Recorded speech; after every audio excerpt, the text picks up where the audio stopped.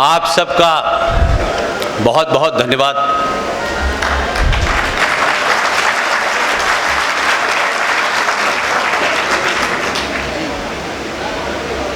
मुझे कभी कभी अपने ऊपर शक होने लगता है कि मुझे इतने बड़े बड़े लोगों के साथ में और इतने प्रबुद्ध लोगों के बीच में बुला करके बड़े बड़े शब्दों से जब नवाजा जाता है तो मुझे लगता है पता नहीं मैं ऐसा हूं भी कि नहीं।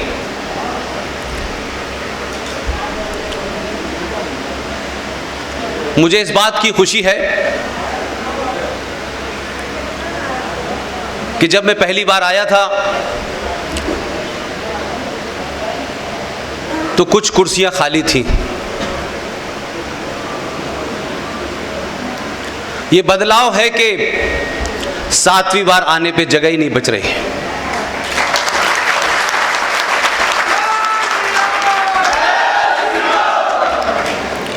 आज के प्रोग्राम के मुंतजमीन, आयोजक, ऑर्गेनाइजर, आहुति संगठन, आहुति के अध्यक्ष जनाब अशोक चौधरी साहब, जनाब आर.के. जिंदल साहब और इस प्रोग्राम के संयोजक, कोऑर्डिनेटर, युवा जनाब गौरव शर्मा साहब, उनकी टीम के तमाम सारे लोग और ख़वातीनो हजरात, बहनों और भाइयों,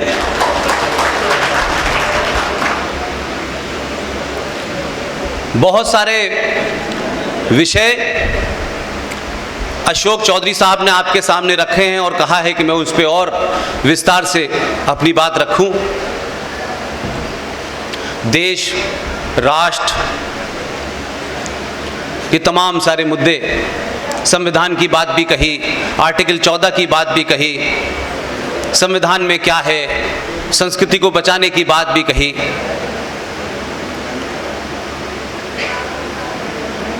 कुछ मुद्दे ऐसे होते हैं जिनको कई सौ साल तक लड़ना होता है, उसके लिए आपके पास समय होता है। आप आज की जगह कल भी लड़ सकते हैं, परसों भी लड़ सकते हैं, 10 साल बाद भी लड़ सकते हैं। कुछ समस्याएं, कुछ चुनौतियां, कुछ संकट ऐसे होते हैं कि उनका इलाज तत्काल करना होता है।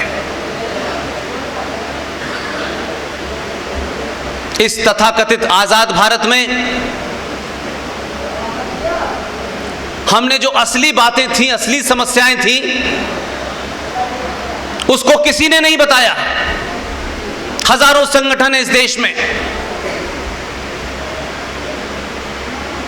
वो शायद चाहते भी नहीं थे कि आपको ये बातें पता चले। संगठन कभी कभी जब बुढ़े हो जाते हैं तो बीमारियों से ग्रस्त हो जाते हैं, स्वार्थ से ग्रस्त हो जाते हैं, निजी हित में ग्रस्त हो जाते हैं। इसलिए जो मैं बचपन से सुनता आया हूं, व्यक्ति से बड़ा संगठन, संगठन से बड़ा देश, लेकिन उसमें एक लाइन और जोड़ता हूं कि देश से बड़ा राष्ट्र।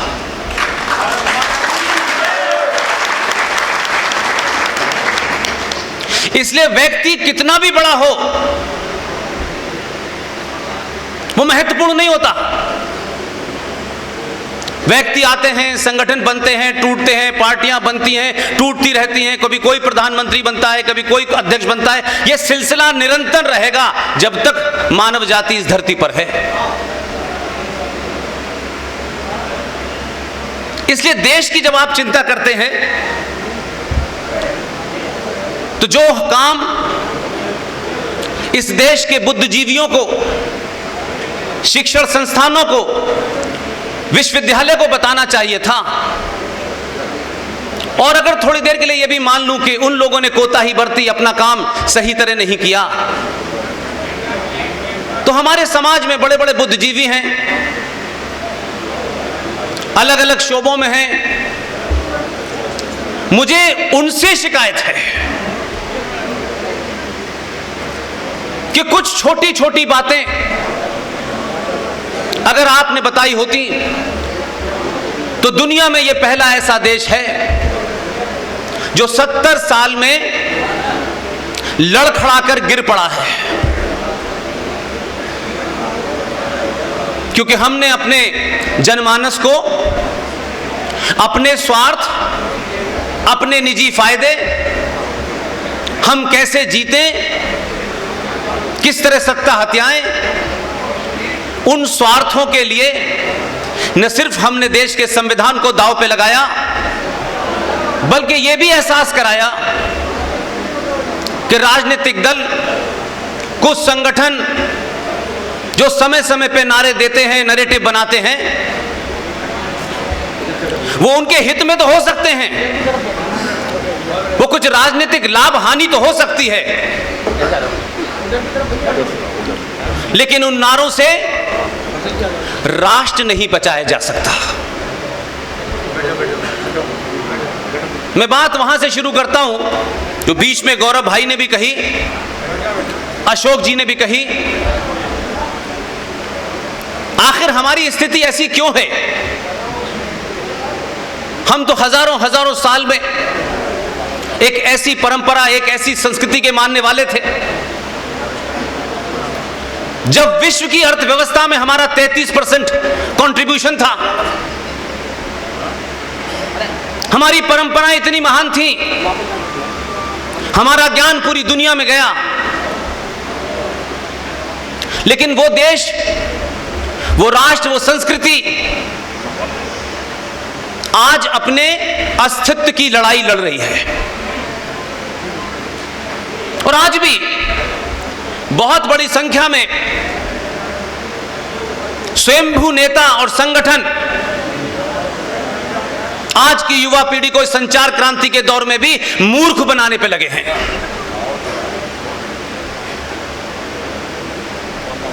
जो 47 में, जो 46 में, जो 712 में आपके दुश्मन थे, मुझे शिकायत उनसे नहीं है।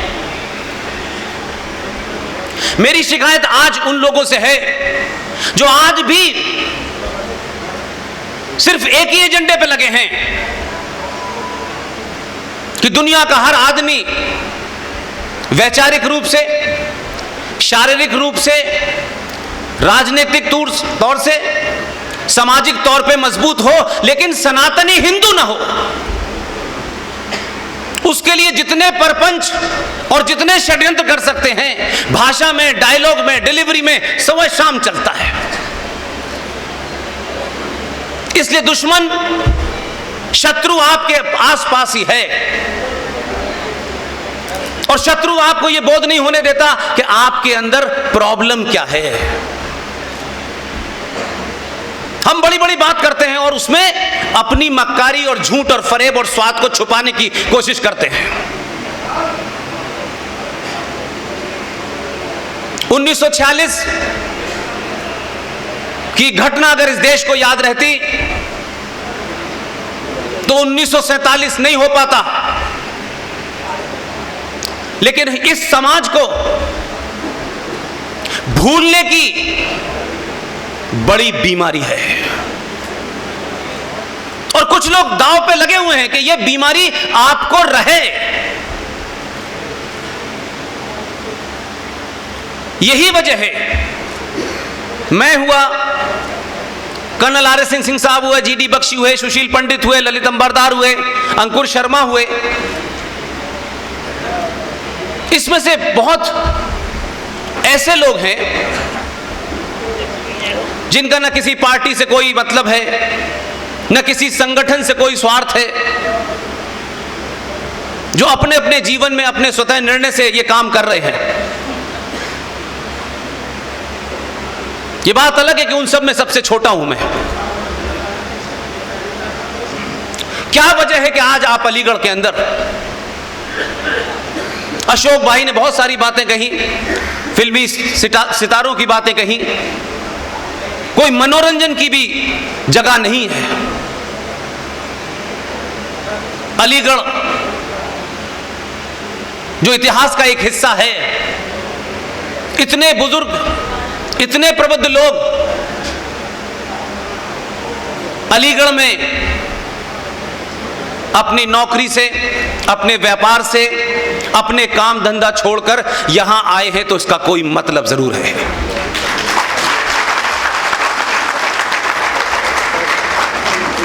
कोई बात जरूर है आपके अंदर जो आपको खामोशी और शांति के साथ बैठने नहीं दे रही है। इसीलिए मैंने कहा कि यह महत्वपूर्ण नहीं है कि स्टेज के ऊपर कोई फिल्मी स्टार है कि नहीं है,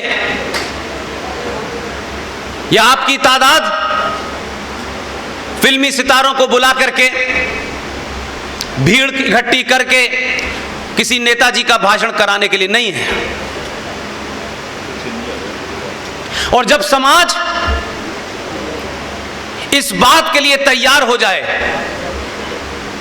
कि वो सच को जानना चाहता है और उस सच को जानना चाहता है जो उनको बताया नहीं गया, जिसके कारण आज 70 सालों में 4-4, 5-5 पीढ़ियां जो हैं वो समाप्त हो गई, उनके सपने समाप्त हो गए। इसलिए 1946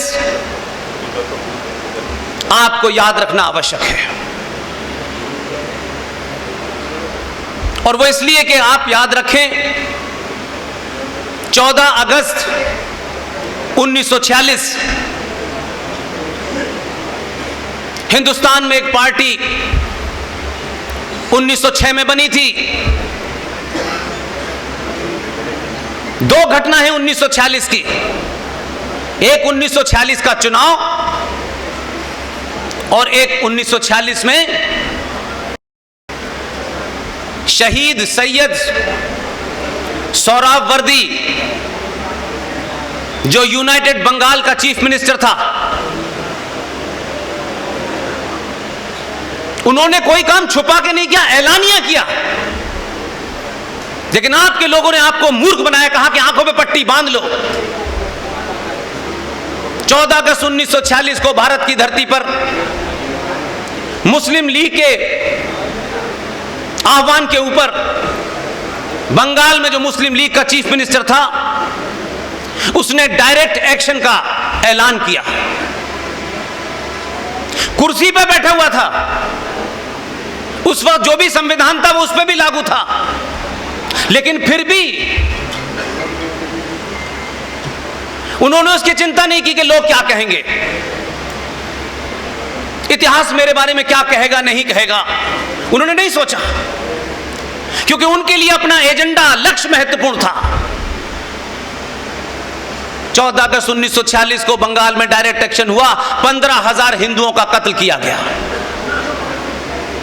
सड़कों पे, गलियों पे, बस स्टैंड पे, रेलवे स्टेशन पे लाशें पड़ी रही, उठाने वाला कोई नहीं था। लेकिन दिल्ली में कुछ लोग भाईचारे के गीत गाते रहे थे। आप उस घटना को न जाने और भूल जाएं, इसका इंतजाम कर रहे थे। लिहाजा आप 14 अगस्त 1946 को भूले, और 1946 में जो इलेक्शन हुआ, उस इलेक्शन के चुनाव नतीजों को भूले, या आपको भुलवाया गया। तो जो आज की स्थिति है, अगर उसे सुधारना चाहते हैं, समझना चाहते हैं, तो उन बीमारियों को जरूर समझें। पहले डॉक्टर भी किसी बीमारी से जब ग्रस्त होता है आप लोग, तो आपकी हिस्ट्री पूछता है। छोटी मोटी बीमारी ठीक कर देता है, लेकिन कुछ बीमारियां ऐसी होती हैं कि आपकी फैमिली हिस्ट्री पूछता है वो, और फिर पता करता है कि ये बीमारी इनको खानदानी है, तो वहीं से इलाज शुरू करता है, तब आप ठीक होते हैं। जो आपके व्यक्तिगत जीवन में होता है, वही राष्ट्रों और देशों के जीवन में भी होता है। जो कौमें अपने इतिहास को भूल जाती हैं, उनका अस्तित्व समाप्त हो जाता है। यूं तो भीड़ है आप 100 करोड़ इस देश में, बहुत चर्चा होती है 100 करोड़ हैं हम, लेकिन 100 करोड़ होने के बाद भी दुनिया की पहली ऐसी कौम है आप, दुनिया के पहले ऐसे लोग हैं आप। 100 करोड़ होने के बाद भी आप भारत की सरकार से घुटनों के बल पिछले 50 साल से एक भीख मांगते हैं। आपको समान नागरिक अधिकार चाहिए। यह दुनिया में पहला देश है जहां का बहुसंख्यक यह मांग करता है और अल्पसंख्यक कहता है हमें नहीं चाहिए।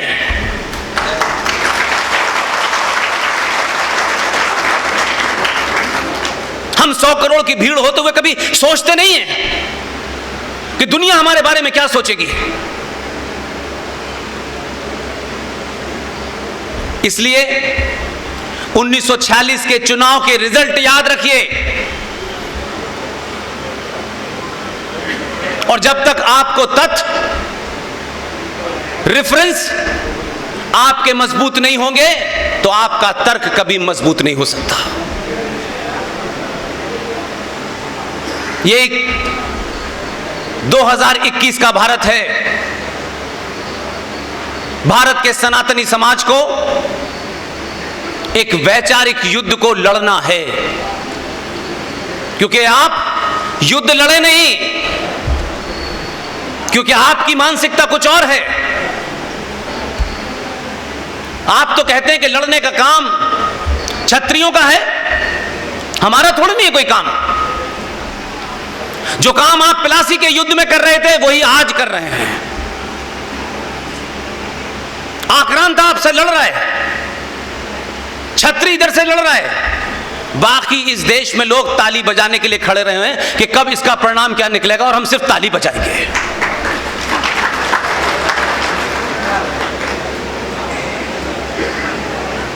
जब देश और राष्ट्र युद्धरत हो तो ध्यान रखिएगा, वो मां जो चूल्हे पर रोटी भी बनाती है उसका चिमटा भी हथियार बन जाता है।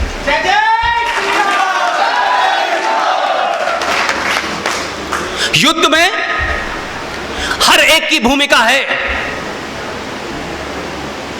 युद्ध के समय जब विदेशों से युद्ध होता है तो आपके पास सिर्फ यही खबरें आती हैं, 5 सैनिक उधर के मारे गए, 2 हमारे मारे गए। वो सैनिक आखिरी पंक्ति है, उसके पीछे कई 10 पंक्तियां खड़ी हैं, तब वो गोली चला पाता है। उनकी चर्चा नहीं होती, उनकी भूमिका कितनी महत्वपूर्ण है। इसलिए हम सब सत्ताओं के पीछे दौड़ते हैं, कभी इस पार्टी को पकड़ा, कभी उस पार्टी को पकड़ा, कभी हम ब्राह्मण हुए, कभी हम ठाकुर हुए, कभी हम दलित हुए, कभी हम यादव हुए। जब इससे दिल नहीं भरा तो सत्ता के दलालों ने आपको एक शब्द निकाला, ये महापिछड़ा है, ये महादलित है, ये अमीर ब्राह्मण है, ये गरीब ब्राह्मण है। और हम सब अपने स्वार्थों के लिए, चंद नेताओं से नजदीकी के लिए, मेरा स्वार्थ पूरा हो जाए, इसलिए उन सब नारों को आगे बढ़ाया हमने। लिहाजा कभी आपने सामूहिक तौर पर एक राष्ट्र के रूप में नहीं सोचा।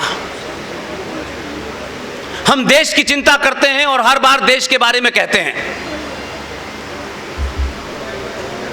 एक देश था, दुनिया का बड़ा ताकतवर देश था, जिसे सोवियत यूनियन कहा करते थे।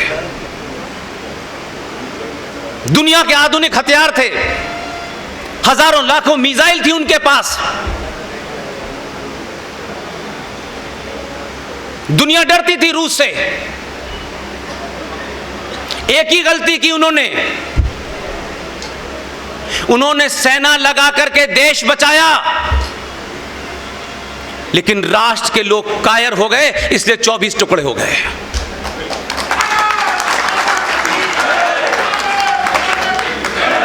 इसलिए अशोक भाई जिस तरफ इशारा कर रहे हैं, यह देश खतरे में बिल्कुल भी नहीं है। किसी को गलतफहमी हो, इस देश के पड़ोसियों को भी गलतफहमी नहीं है, भारत देश को कोई खतरा नहीं है, बिल्कुल भी नहीं है। मैं पूरे होश और हवास में बात कर रहा हूं। लेकिन भारत राष्ट्र को सबसे ज्यादा खतरा है। आप कह सकते हैं कि राष्ट्र और देश है क्या चीज, क्योंकि हमारे लिए सब कुछ देश देश देश की बात ज्यादा हुई। जो राष्ट्र होता है उसकी कोई सीमा नहीं होती। राष्ट्र अलग चीज से चलता है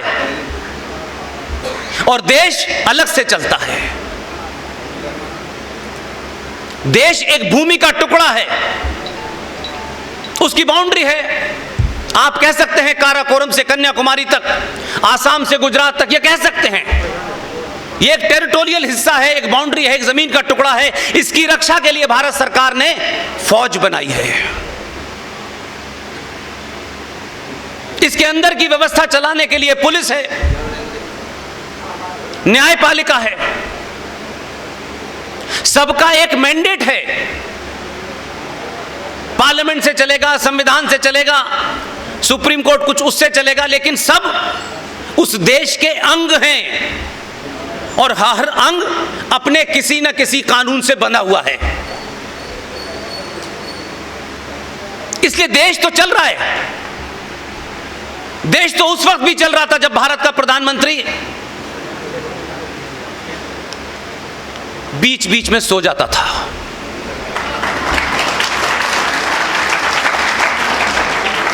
देश तो उस वक्त भी चल रहा था, आचार्य चाणक्य का देश, उसका विदेश मंत्री यूएनओ में खड़ा होता है, उसकी बारी आती है कि उसे भारत का पक्ष रखना है। जरा सोचिए दुनिया आपके बारे में क्या सोचती होगी। एक विदेश मंत्री खड़ा होता है यूएनओ में, अपना भाषण पढ़ता है,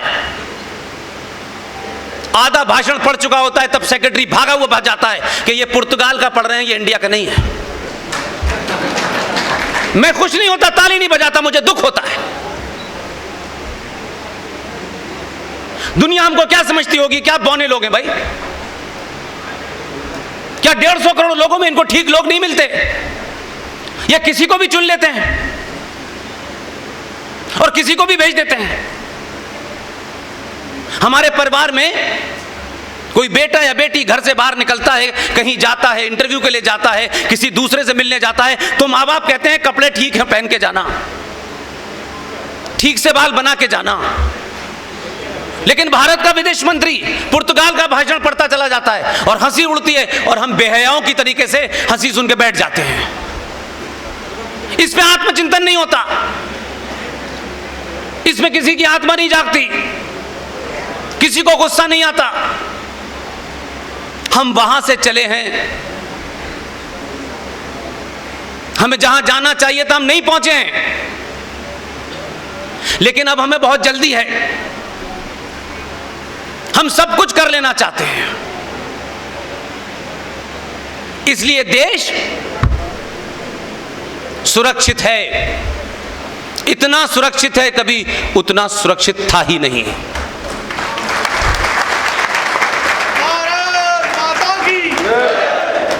आपकी भूमिका, मेरी भूमिका इस देश के सुरक्षित होने में कुछ भी नहीं है।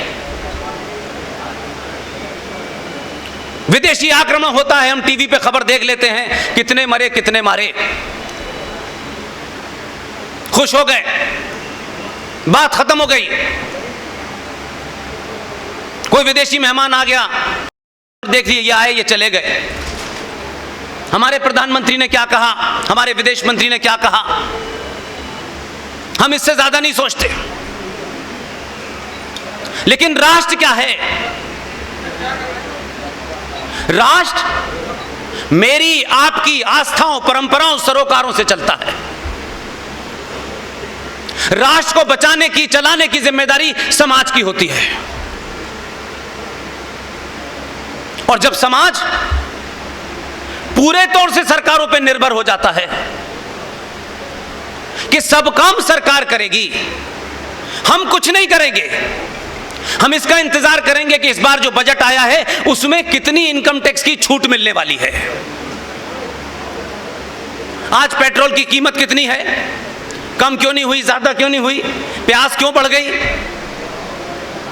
जब समाज अपनी भूमिका को, अपने आदर्शों को, अपनी संस्कृति को, अपनी आस्थाओं को, अपनी परंपराओं को जब नहीं बचाना चाहता, वो कायर समाज चाहता है सरकार उसकी आस्थाओं को बचाए। दुनिया में ऐसा नहीं होता, नहीं होता ऐसा।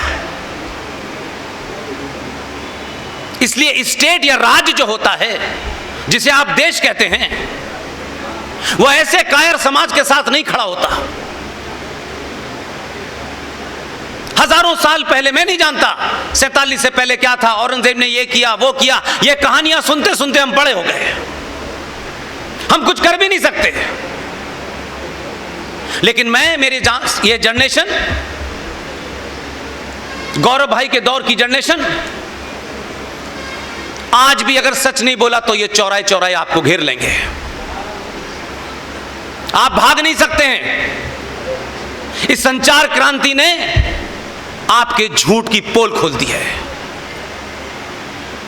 इसलिए मेरा काम कोई और करेगा, मैं सिर्फ अपने बेटे को सीईओ बनाऊंगा, जुगाड़ तुगाड़ करके उसे अमेरिका भेज दूंगा। भारत में और लोग हैं, ये देश चलाएंगे। भगत सिंह किसी को बनना है बने, सुभाष बनना है बने, लेकिन मैं चाचा नेहरू बनूंगा भाई।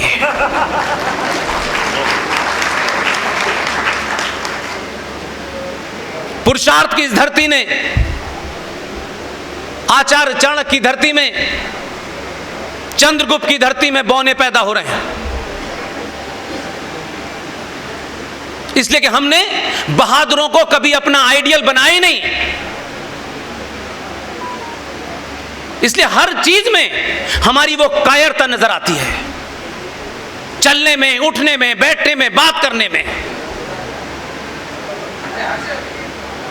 इसलिए जो समाज इस बात की चिंता करता है, मैं ऐसा करूंगा तो लोग क्या कहेंगे, मैं ये कपड़े पहनूंगा तो वो क्या सोचेंगे, आपकी जिंदगी निकल गई है सुनते सुनते, कहते कहते। दुनिया ने आपको वही समझा जो आप थे। लेकिन ऐसा भी नहीं है। कहते हैं कि 7 साल बाद घूरे के भी दिल बदल जाते हैं। 70 साल बाद बदले हैं आप।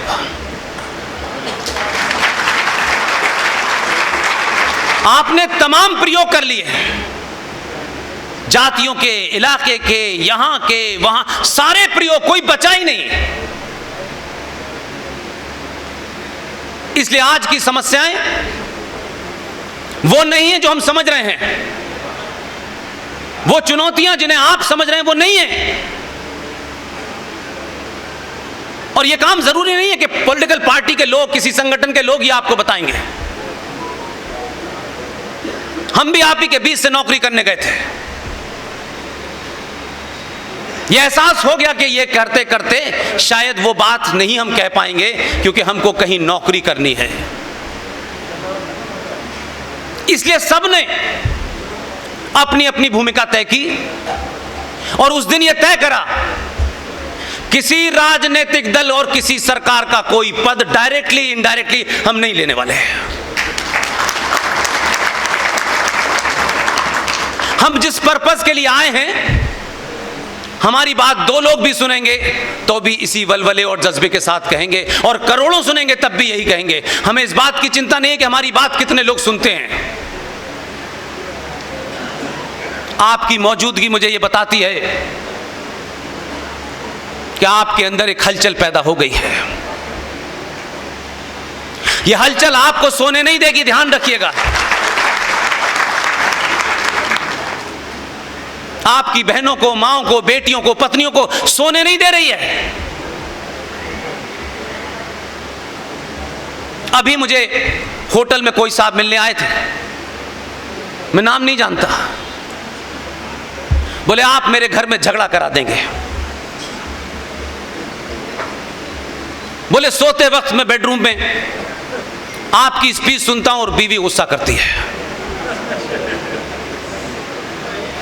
ये दोनों तरफ है, ये दोनों तरफ है, ध्यान रखिएगा। इसलिए जो भी बिना किसी स्वार्थ के दुनिया में बोल रहे हैं, आज वो किसी बड़े से बड़े नेता से ज्यादा बड़े हैं।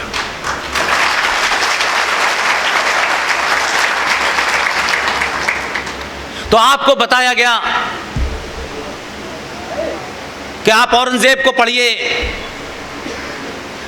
इरफान हबीब ने यह लिख दिया है, रोमिला थापर ने लिख दिया है। हमेशा ध्यान रखिए, मक्कार लोग हमेशा लक्ष्य पे आपकी निगाह न जाए, इसलिए बार बार आपको कहीं और तरफ इशारा करते रहते हैं, ताकि आप अगर जान गए, लक्ष्य को समझ गए, तो हो सकता है उनको भी धक्का दे दें आप। इसलिए 1946 की डायरेक्ट एक्शन और 1946 का चुनाव याद रखिए। पूरे देश की जो नेशनल असेंबली थी हमारे यहां, उसकी 1585 सीटें थी कुल मिलाकर। उसमें 492 सीटें मुसलमानों के लिए सुरक्षित थी। पूरे देश में कोई 130 सीटें या 112 सीटें लोकसभा की थी, उसमें भी 30 सीटें सुरक्षित थी। चुनाव हुआ, इस बुनियाद पे हुआ कि मुस्लिम लीग पाकिस्तान का नारा लगा करके चुनाव लड़ रही थी। और कुछ भी ऐसी चीज नहीं जो मेरे पास है, जो आपके पास नहीं है, आप जा करके ढूंढ सकते हैं। सारे नारे, सारे रिजल्ट भारत की आर्काइव में मौजूद हैं और आपके मोबाइल पे भी मौजूद है। उनका नारा था, लेके रहेंगे पाकिस्तान, मर मर के लेंगे पाकिस्तान। 492 मुसलमानों के लिए जो सीटें आरक्षित थी, उसमें से 429 सीटें मुस्लिम लीग जीती। इसी बुनियाद पर जीती। उन्होंने अपनी बात नहीं छुपाई, सोहराबुद्दीन ने अपनी बात नहीं छुपाई, सोहरावर्दी ने। लेकिन आप किसी दुनिया में थे, आपके नेता, आपके संगठन कुछ और ही आपको समझा रहे थे। उधर मत देखो, उधर देखोगे तो फिर हमारी पोल खुल जाएगी। इसलिए यह बहुत जरूरी है, और मैं खुश हूं इस बात से कि एक लंबे समय के बाद एक ऐसा शख्स सत्ता में आया है। आपको हजारों बातें उनकी अच्छी बुरी लग सकती हैं। मैंने कहा मेरे मूल में देश नहीं है, मेरे मूल में राष्ट्र है, इसलिए मैं उन चीजों की तारीफ खुल के करता हूं।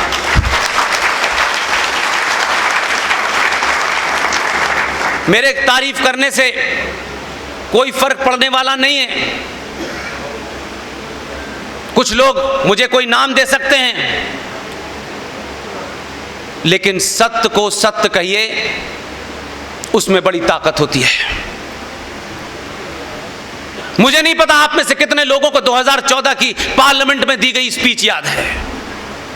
इसलिए मैंने कहा आप जल्दी में हैं, मैं जल्दी में नहीं हूं।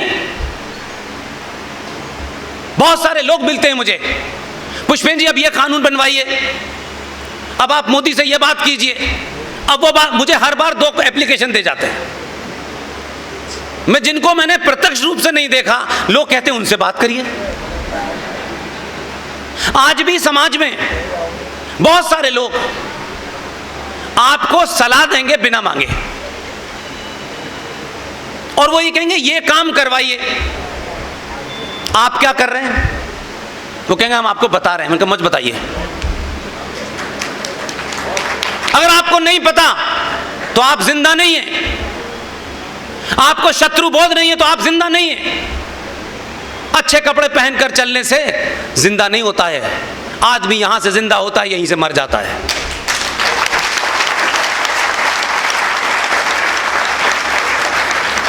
मैं बार बार इस बात को घुमा फिरा कर कहता हूं, एक बार यहां साफ कर लीजिए कि आपकी समस्या है क्या, आप चाहते क्या हैं। यकीन मानिए पूरी दुनिया आपको सलाम करेगी।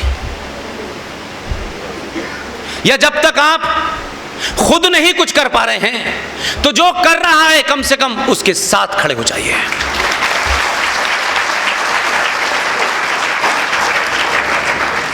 और ये कहने में शर्माइए मत कि लोग क्या कहेंगे। लोगों की भीड़ होती है, कहने वाले भीड़ में नहीं होते। 2014 में जब ये पहला भाषण अशोक भाई दिया, जिंदल साहब, आप सबने सुना होगा। इतनी जल्दी में हैं लोग कि उनको लगता है कि भाई सुबह घोषणा करे कि ये हिंदू राष्ट्र हो गया, शाम को भारत माता की जय हिंदू राष्ट्र हो गया, और उसके बाद किस चौराहे पे कौन सा जिहादी किसे मार रहा है उसकी बात मत करो यार। हिंदू राष्ट्र हो तो क्या, बस दुगना खाना खा लीजिए। हम इससे ज्यादा कुछ और नहीं चाहते। 2014 में पार्लियामेंट में दिया गया एक भाषण का हिस्सा है, मैं बार बार आपको याद दिलाता हूं और उसको जोड़ के बताऊंगा कि मैं आपके बीच में अशोक चौधरी साहब के आदेश पे आता हूं। मैं इनका धन्यवाद करता हूं कि मेरे अपने शहर में अपने लोगों के बीच में मुझे बोलने का मौका देते हैं। नहीं तो ये पुरानी कहावत है, अच्छे अच्छों की घिग्गी बन जाती है अपनों के सामने बोलने में। लेकिन ये ताकत इसलिए है कि मैं इसी मिट्टी में पैदा हुआ हूं और उस जगह पैदा हुआ हूं जहां से पाकिस्तान पैदा होने और बनने की राजनीति शुरू हुई थी। इसलिए आप सीख सकते हैं, सीखना चाहिए। कुछ कुछ समय में कभी कभी परिस्थितियां आपको बहुत कुछ सुनने समझने का मौका देती हैं। पार्लियामेंट का एक भाषण याद रखिएगा, एक ही भाषण था उनका, एक लाइन बोली उन्होंने, कुछ लोगों को इतनी जोर की तीर कमान की तरह लगा कि जिस देश में जहां जहां वो हैं वहां 2 दिन तक वो अपनी जगह खड़े होकर उछकते रहे। सिर्फ उसने इतना ही कहा कि हमें 700 साल की गुलामी के बाद आजादी मिली है।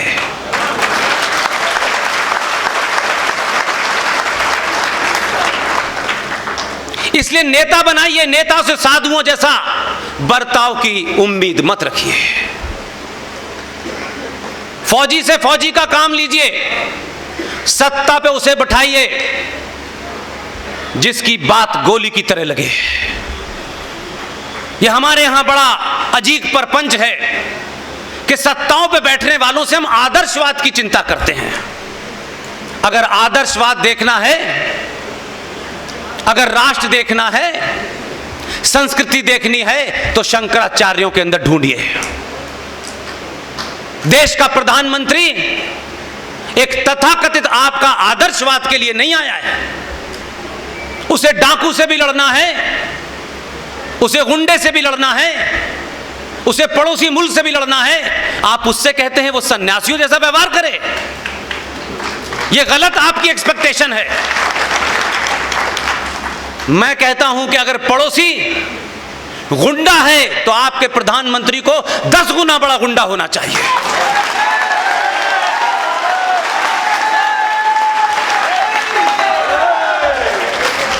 वो देश चलाने के लिए गया है, घर चलाने नहीं गया, किसी मंदिर का पुजारी नहीं है भाई। इसलिए हर एक को अपनी भूमिका का ध्यान रखना चाहिए, उसका अतिक्रमण नहीं करना चाहिए। जो सन्यास लेके साधु बने हैं वो टिकट लेने जा रहे हैं, सन्यास भी है, साधु भी हैं, सब कुछ छोड़ दिया है लेकिन टिकट की लाइन में लगे हैं। ये गोल्डन बाबा हैं। वाह वाह वाह, कमाल। जो आपका काम है वो आप ही करें भाई। आप जब सत्ताओं के पीछे दौड़ते हैं और सत्ता के साथ साथ जो उसके जितने भी अंग हैं, जब वो ये समझ लेते हैं कि ये सिर्फ खुद नहीं कुछ करना चाहता, सब कुछ चाहता है मैं करूं, उस वक्त आपकी परंपरा और आदर्शों के अंदर, सबरीमला के अंदर भारत की जुडिशरी ये ढूंढती है कि यहां जेंडर जस्टिस नहीं है। सबरीमला पे कोई निर्णय करना है, हिंदुत्व की कोई परिभाषा देनी है तो मैं काले कोट की बात नहीं मानने को तैयार हूं। अगर हिंदुत्व की परिभाषा देनी है, सबरीमला पे कोई परिभाषा देनी है, महाकाल पे कोई परिभाषा देनी है तो मैं शंकराचार्य की बात मानूंगा, किसी की नहीं मानूंगा।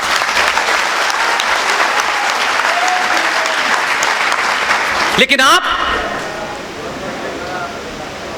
जो हर चीज पे एक्सपर्ट हैं, जो जलीकट्टू पे भी एक्सपर्ट हैं, महाकाल में पानी कितना चढ़ेगा इसके भी एक्सपर्ट हैं, सबरीमला के जेंडर जस्टिस पे भी एक्सपर्ट हैं, लेकिन मस्जिद में मुसलमान औरत नमाज पढ़ेगी इस पे मुंह बंद हो जाता है।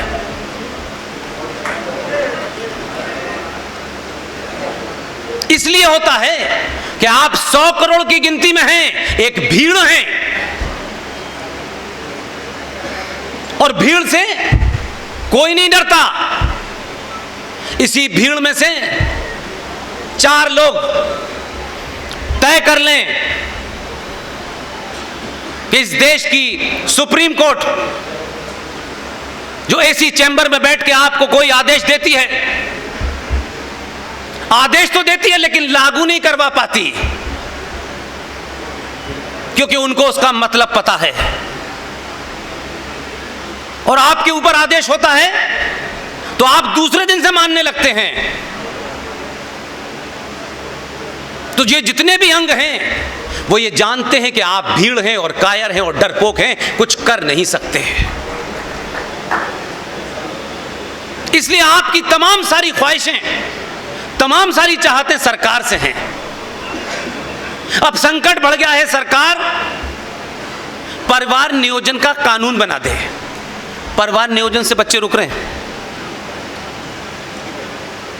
हम तो जब छोटे थे तो दीवारों पे लिखा रहता था हम दो हमारे दो, आपने उसे अपना लिया, उन्होंने नहीं अपनाया तो गलती आपकी है उनकी है। आप कानून से बच्चों की पैदाइश रोक सकते हैं, किस दुनिया में यार। उन्होंने नारा भी सुना, दुनिया की बातें भी सुनी, उनके घर में रोटी भी नहीं, वो 2 किलो चावल पे बिक रहे हैं, वो सब कुछ कर रहे हैं, लेकिन अपने एजेंडे से 1 इंच भी इधर से उधर नहीं है। लिहाजा आज भी वो ताल ठोक के कहते हैं बच्चे अल्लाह मियां की देन हैं। पता नहीं अल्लाह मियां कब आते नीचे।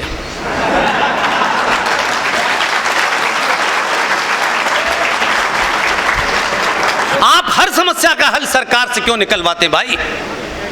सरकार देश चलाने के लिए है, राष्ट्र चलाने के लिए नहीं है।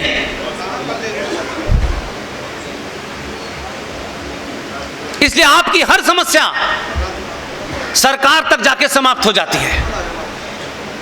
आप ऐसे ऐसे कामों में लगे हुए हो। हमने 5 लाख लोगों के साइन करा के राष्ट्रपति को चिट्ठी दे दी, वो कूड़े में पड़ी हुई है। जिस दिन आप अपने स्वार्थों से, लालच से, डर से बाहर निकल के खड़े हो जाएंगे तो यकीन मानिए कि मुझे यहां आने के बाद पता चला कि यहां एक युवा साथी जो अशोक जी की टीम में हैं, आज के इस प्रोग्राम के संयोजक भी हैं, उन्होंने तय किया, उन्होंने पूछा नहीं किसी से सरकार क्या करेगी, कितनी बंदूक लाएगी, कितनी तोपें आएंगी, कितनी फौज लगेगी, उन्होंने कुछ नहीं किया। भारत के सर्वोच्च न्यायालय अगर अपने आदेश को लागू नहीं करवा पाती और इस देश की पुलिस एक मस्जिद के इमाम के ऊपर 65 एफआईआर होने के बावजूद भी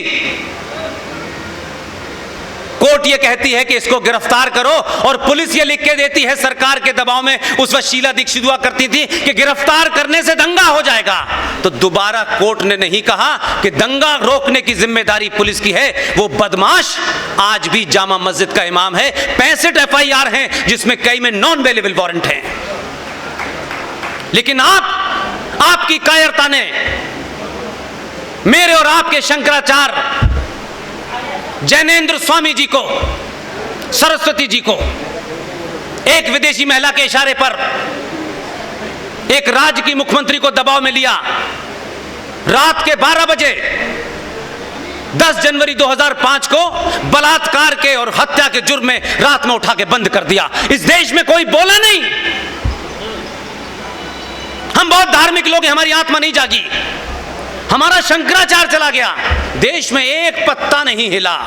उनका एक गुंडा दिल्ली की जामा मस्जिद में बैठा है, उसको सरकार गिरफ्तार नहीं करती, कोर्ट रिमाइंडर भेजता है और पुलिस कहती है कि इसको गिरफ्तार करने में दंगा हो जाएगा।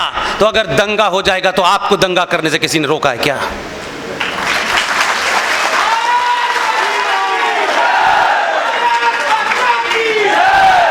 अगर भारत राज्य की व्यवस्था इसी चीजों पे चलेगी कि सड़क पे नमाज पढ़ेंगे और पुलिस कहेगी नहीं, हम रोक नहीं पाएंगे भाई, हमें आदेश नहीं है, तो कमजोर समाज उसमें बड़े आर्गुमेंट करेगा। क्योंकि कायर लोग रास्ते ढूंढते हैं भागने के, बहादुर मर जाता है वहीं लड़ता रहता है। नहीं, वो देखिए ऐसा था, क्या फर्क पड़ता है, 10 ही मिनट की तो बात है। ये 10 ही मिनट ही तो 10,000 साल से देख रहे हैं हम। ये 10 मिनट ने ही तो सारा खेल बिगाड़ा है। वो आपको टेस्ट करते हैं, कहां कहां आप बोलेंगे, कहां चुप रहेंगे। मकान छोड़कर भागने की आदत आपकी है, उनकी नहीं है।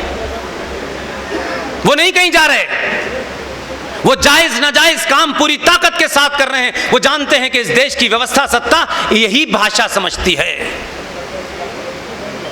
इसलिए मुझे खुशी है कि संविधान का पालन करते हुए, आईपीसी धाराओं की तमाम जिम्मेदारियों को निभाते हुए आपने उसी भाषा में जब जवाब दिया,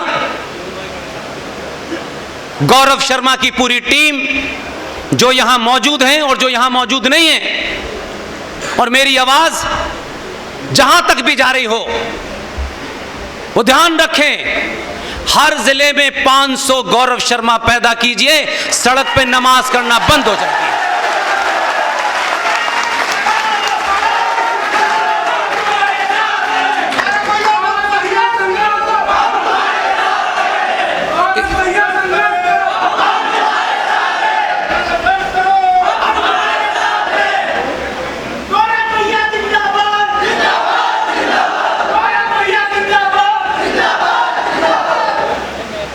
सवाल यह है,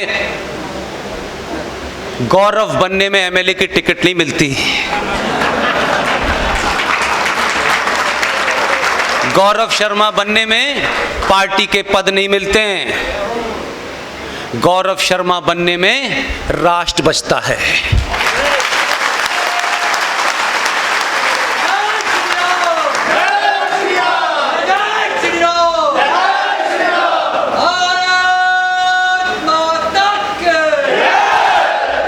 आपके प्रोग्राम जब शुरू हुआ तो वंदे मातरम गाया गया,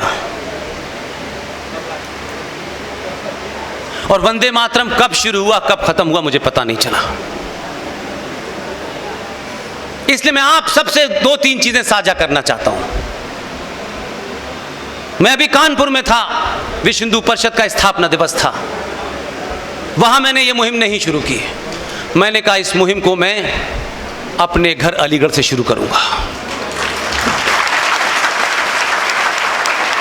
और जब कोई बात मैं सार्वजनिक करता हूं, उससे पहले उसके बारे में जितनी भी रिसर्च हो सकती है वो सब करने के बाद कहता हूं, ताकि कल कोई आप पे सवाल ना उठाए।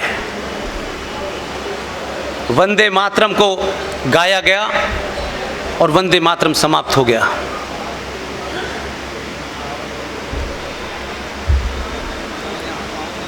भारत आजाद नहीं था। मेरे बुजुर्ग लोग जो मुझसे ज्यादा उम्र के होंगे उनको यह घटना याद होगी। वंदे मातरम भारत की आजादी में एक ऐसा नारा, एक ऐसा जयघोष था जो लोगों में जोश भर देता था। 1937 में छोटे भाई का पजामा, बड़े भाई का कुर्ता पहने कुछ लोग, यकायक उनके अंदर एक आत्मा जाग गई उनकी, और उन्होंने ऐसा माहौल क्रिएट किया कि देखिए साहब, ये जो वंदे मातरम है इसमें देवी देवताओं के नाम आते हैं और इसमें जमीन को, इस धरती को नमन करने की बात कही जाती है, इसके सामने सजदा करने की बात कही जाती है। यह हमारे मजहब के खिलाफ है। चाटुकार नेता की बैठक हुई, 1937 की घटना बता रहा हूं। उस वक्त जिना भी उसमें शामिल था और जिना का छोड़ा हुआ मक्कार जो मक्का में पैदा हुआ था 1888 में, 1902 में भारत आया था, वो भी उसमें शामिल था। देश का पहला जाहिल शिक्षा मंत्री मौलाना अबुल कलाम आजाद। और ये कहा कि देखिए साहब, इस आंदोलन में ऐसा ना हो कि मुसलमान पीछे हट जाएं। वो डराना जानते थे, वो आज से नहीं डरा रहे थे। तत्काल प्रभाव से आपके लोगों ने कहा नहीं नहीं ठीक है, आपकी भावनाओं का ध्यान रखा जाएगा। 1937 में वंदे मातरम की कुछ 4 पंक्तियां गाई जाती हैं, बाकी हटा दी गई। मैं जो तथ्य आपके सामने रखना चाहता हूं इसलिए कह रहा हूं, भारत 15 अगस्त 1947 को, न इसकी डेट का पता है, न सन का पता है, न कोई डॉक्यूमेंट है। अंग्रेजों के डॉक्यूमेंट में जून 48 में भारत आजाद होना था। 15 अगस्त को इस जल्दबाजी में कि जिस शख्स ने पाकिस्तान की मांग की थी वो एक खास बीमारी से ग्रस्त था, उसके डॉक्टरों ने बताया था कि वो जिंदा नहीं रह सकता ज्यादा, और क्योंकि उसको तैयार किया था, उनको लगा अगर ये अल्लाह को प्यारा हो गया तो पाकिस्तान के लिए कोई बड़ा लीडर ऐसा नहीं है जो ढंग से निगोशिएट कर सके। इसलिए तत्काल प्रभाव से जैपनीज वॉर में उनको जो कामयाबी मिली थी 15 अगस्त की, उसकी याद में आपने 15 अगस्त को भारत की आजादी की घोषणा कर दी। लेकिन जैसी भी थी, 15 अगस्त को भारत की पार्लियामेंट के अंदर जब आजादी की घोषणा होनी थी, अंग्रेजी में उन्होंने की थी, क्योंकि हिंदुस्तान के सारे लोग तो हिंदी जानते नहीं थे, अंग्रेजी जानते थे। तो उन्होंने जो घोषणा करनी थी, उन्होंने सरदार पटेल को एक काम सौंपा। मुझे खुशी है कि इतिहास में कुछ घटनाओं को पढ़ने के बाद कि अच्छे काम वो सरदार पटेल को ही सौंपते थे। वो समझते थे अपने हिसाब से, वो बड़े 420 किस्म के आदमी थे, उनको लगता था कि सरदार को फंसा दो, सरदार के सामने कोई ऐसी सूरत हाल ही नहीं होगी कि सरदार इसका कोई तोड़ निकाले। लेकिन सरदार तो सरदार था भाई। उन्होंने कहा कि आप जब भारत की आजादी की घोषणा पार्लियामेंट में होगी 15 अगस्त 1947 की रात में, तब आपको वंदे मातरम के लिए किसी को बुलाना है और तय करना है। सरदार पटेल ने बिना कोई जवाब दिए सिर्फ सर हिलाया और खामोश हो गए। उन्होंने एक टेलीग्राम भेजा मद्रास, और एक देश के बहुत बड़े संगीतकार, उनसे कहा कि आपको भारत की आजादी की घोषणा होने के बाद पार्लियामेंट के अंदर वंदे मातरम गाना है। उन्होंने कहा मैं तैयार हूं। इसलिए मैंने कहा कि देखिए आपके बीच में हीरो थे, ऐसे नहीं था हीरो नहीं थे, लेकिन हमने हीरो को हीरो नहीं चुना, उनका जिक्र तक नहीं किया। इसलिए अगर उनके कोई वारिस जिंदा भी होंगे तो वो सोचते होंगे कि हमारे पूर्वजों ने किन लोगों के लिए इतने बड़े बड़े काम किए थे। फूल वाले चाचा ने अंग्रेजी में भाषण दिया, उसके बाद कहा कि वंदे मातरम के लिए किसे बुलाया है? सरदार पटेल ने उस वक्त के सबसे बड़े संगीतकार पंडित ओंकार नाथ ठाकुर जो मद्रास में थे, उनको चिट्ठी लिखी, उनको तैयार हो गए। उन्होंने कहा मेरी एक ही शर्त है, ये उनकी चिट्ठियों से बता रहा हूं, ये किसी राइट विंगर ने झूठी कहानी नहीं छापी है। उन्होंने एक्सेप्ट कर लिया, कहा मेरी एक ही शर्त है, मैं आऊंगा वंदे मातरम गाऊंगा। आज के दौर का कोई होता तो एमएलए एमपी की टिकट मांग लेता, बात खत्म हो जाती है। उन्होंने सिर्फ साफ साफ 2 शब्दों में सरदार पटेल से कहा कि मैं खंडित भारत की पार्लियामेंट में खंडित वंदे मातरम नहीं गाऊंगा।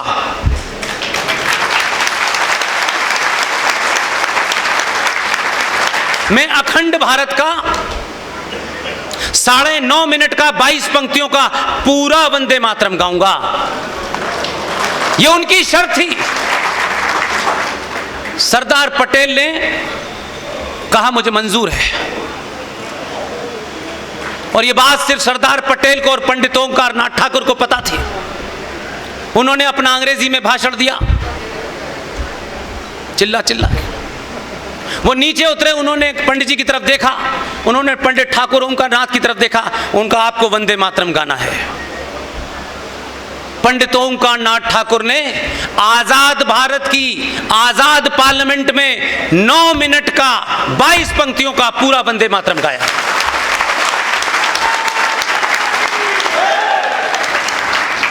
यह बात इसलिए बता रहा हूं मैं आपको,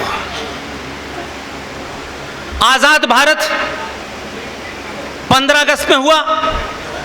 उस दिन के बाद से जो भी कुछ भारत की पार्लियामेंट में हुआ मेरे ऊपर वो लागू होगा, या 1937 में 2 दलालों ने क्या समझौता किया मेरे ऊपर लागू नहीं हो सकता।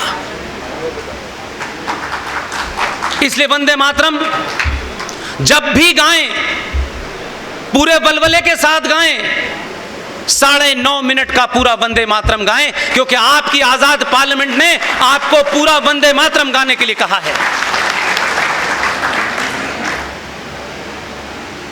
लिहाजा मैं अलीगढ़ से यह मुहिम चाहता हूं।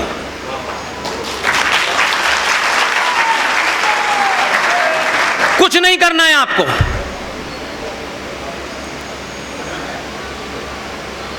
ये 5 वक्त जो गधे की तरह रेंगते हैं, कुछ नहीं कहना है उनसे। पता नहीं जब लाउड स्पीकर नहीं था तो अल्लाह कैसे सुनता था।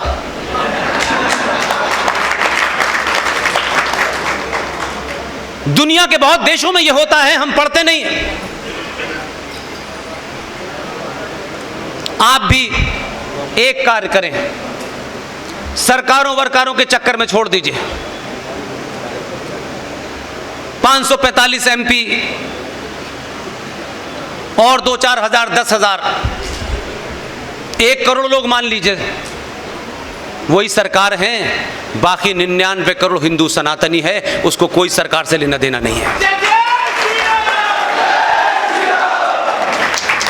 आपके यहां सुबह 10 बजे पब्लिक लाउड स्पीकर पर 9.5 मिनट का 22 पंक्तियों का पूरे वंदे मातरम सार्वजनिक तौर से बजाइए।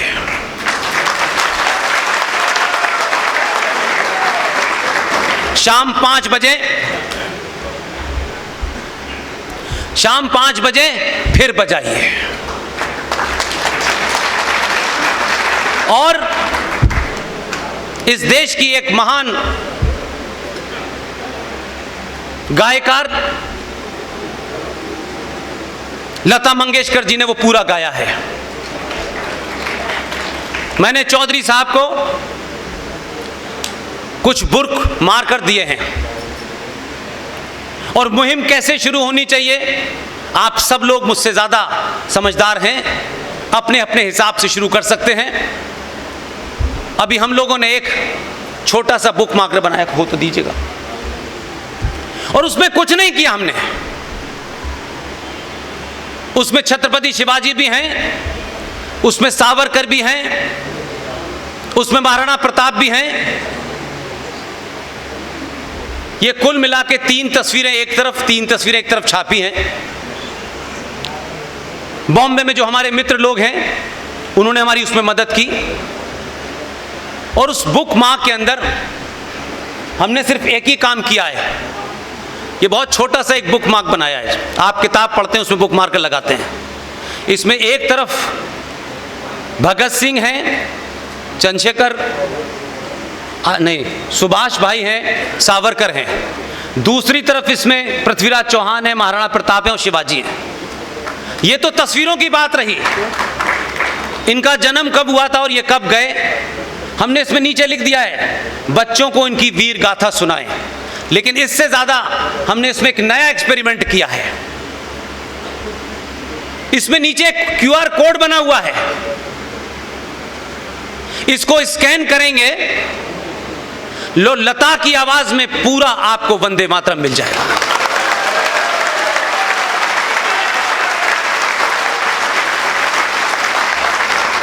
इसे स्कैन कर सकते हैं आप, स्कैन करके सुना सकते हैं, और वही मैं चाहता हूं, वही वंदे मातरम आप सुबह के 10 बजे और शाम के 5 बजे देश को सुनाएं, और जिनको वंदे मातरम से तकलीफ है वो अपने कान में रुई लगाएं, और साफ साफ कहें कि इसमें, इसके बजाने में, अरे बाद में कर दीजिए, बाद में कर दीजिए, बाद में कर दीजिए, मोबाइल उसको मोबाइल से स्कैन करके सुना दीजिएगा। इसलिए कि ये किसी मजहब, किसी धर्म का नहीं है, ये भारत की पार्लियामेंट में गाया गया है। इसे बजाने का सार्वजनिक आपको अधिकार है। इस शुरू कीजिए, फिर देखिए कि क्या होगा, और फिर जो होगा उसे देखा जाएगा।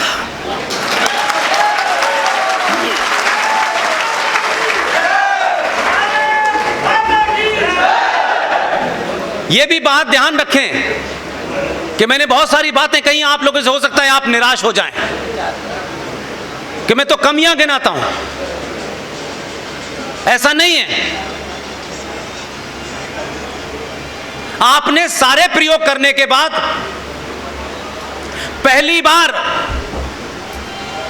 मैं सिर्फ आजाद भारत की बात नहीं कर रहा हूं, मैं कम से कम 700 सालों के भारत की बात कर रहा हूं। 700 साल में आपको पहली बार यह एहसास हुआ कि आप सनातनी हिंदू पहले हैं, बाद में ब्राह्मण ठाकुर यादव हैं।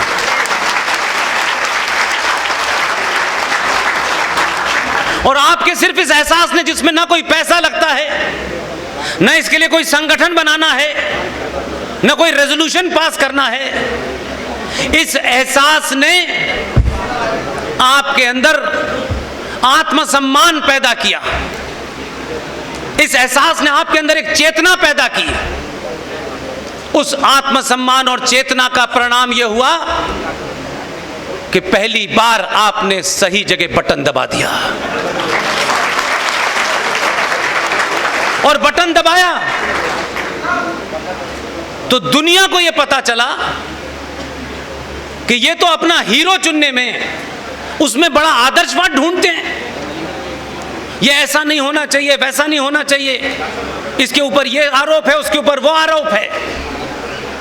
आप उस तथाकथित आदर्शवाद से जो आपने अपने अंदर पाल रखा था, इस कुंठा से ग्रस्त थे आप लोग कि नहीं, दुनिया हमारे बारे में क्या सोचेगी कि हमने किसको अपना प्रधानमंत्री चुना है। इस पे तो यह आरोप है, वो आरोप है। अगर आरोपियों को सजा दिलवानी है तो आरोप लगे हुए को ही आपने चुना। क्योंकि आपकी किताबों ने यह बताया कि आप तो अंग्रेजों के गुलाम थे, आपको यह पता ही नहीं था। उसी पार्लियामेंट में उसका एक दूसरा भाषण था। मैं किसी रेफरेंस की वजह से यह आपको पीछे की बात सुना रहा हूं, हो सकता है पहले आपने मेरे भाषण में सुनी हो। आपने उसको एक कहानी सुनाई, उसने बहुत लोगों ने कहानी सुनी, भूल गए। उसने एक कहानी सुनाई आपको, एक शेर की। मुझे नहीं पता आपने सुनी कि नहीं सुनी। एक शेर की कहानी सुनाई पार्लियामेंट में खड़े होकर के। उस कहानी को सुनाने के लिए बड़ा जिगरा चाहिए। वो ये जानता है कि कौन लोग हैं जो उसकी कहानी का मतलब जानते हैं। उसका शायद ये अफसोस है कि 100 करोड़ लोग उसकी कहानी को जान जाएंगे जिस दिन, फिर उसे दोबारा कहानी बताने की जरूरत नहीं होगी। उसने एक शेर की कहानी सुनाई। एक शेरनी अपने परिवार 4 बच्चों के साथ जंगल से जा रहे थे। वहां कोई शिकार मिला उन्हें। शेरनी उस शिकार करने के लिए दौड़ने लगे और शिकार करते करते काफी आगे निकल गए। उनके पीछे उनके बच्चे भी दौड़े। शेर ने शिकार किया और वो आगे चला गया। 4 बच्चों में से 3 बच्चे शेर के पीछे पीछे चले गए, एक बच्चा पीछे रह गया और वो पीछे छूट गया। जब वो जंगल पहुंचे, घर पे पहुंचे, तो उनको पता चला कि उनका एक बच्चा नहीं है। उनकी मां बड़ी परेशान हुई और लंबे समय तक वो उसको ढूंढते रहे, वो बच्चा मिला नहीं। उस जंगल में भेड़ियों का एक झुंड रहता था। वो शेर का बच्चा भेड़ियों के बीच में रहने लगा और उसके अंदर भेड़ियों जैसी आदत पड़ गई। बहुत समय के बाद वो शेरनी एक बार दोबारा से उसी रास्ते पे थे। उन भेड़ियों के बीच में उस मां ने अपने बच्चे को पहचान लिया। वो मां उस बच्चे के पास गई, उससे बोली, तू शेर का बच्चा है, भेड़ियों के बीच में कैसे है? बोला, नहीं, मैं भेड़िया हूं। बहुत दुखी हुई। वो अपने उस बच्चे को बहुत समझाया। 15 अगस्त से 1947 से लेकर के 2014 तक समझाता रहा वो कि नहीं, तुम भेड़िया नहीं हो। उसकी मां ने एक कुएं के पास उसको ले गई और उससे कहा, देखो, जो मेरी सूरत है वही तेरी सूरत है। जैसे ही उसने अपनी मां की सूरत देखी, वो बच्चा शेर की तरह उसने चिंगाड़ लगाई। तो उसने कहा, मैं तुझे पहले ही कहती तू सेकुलर नहीं है।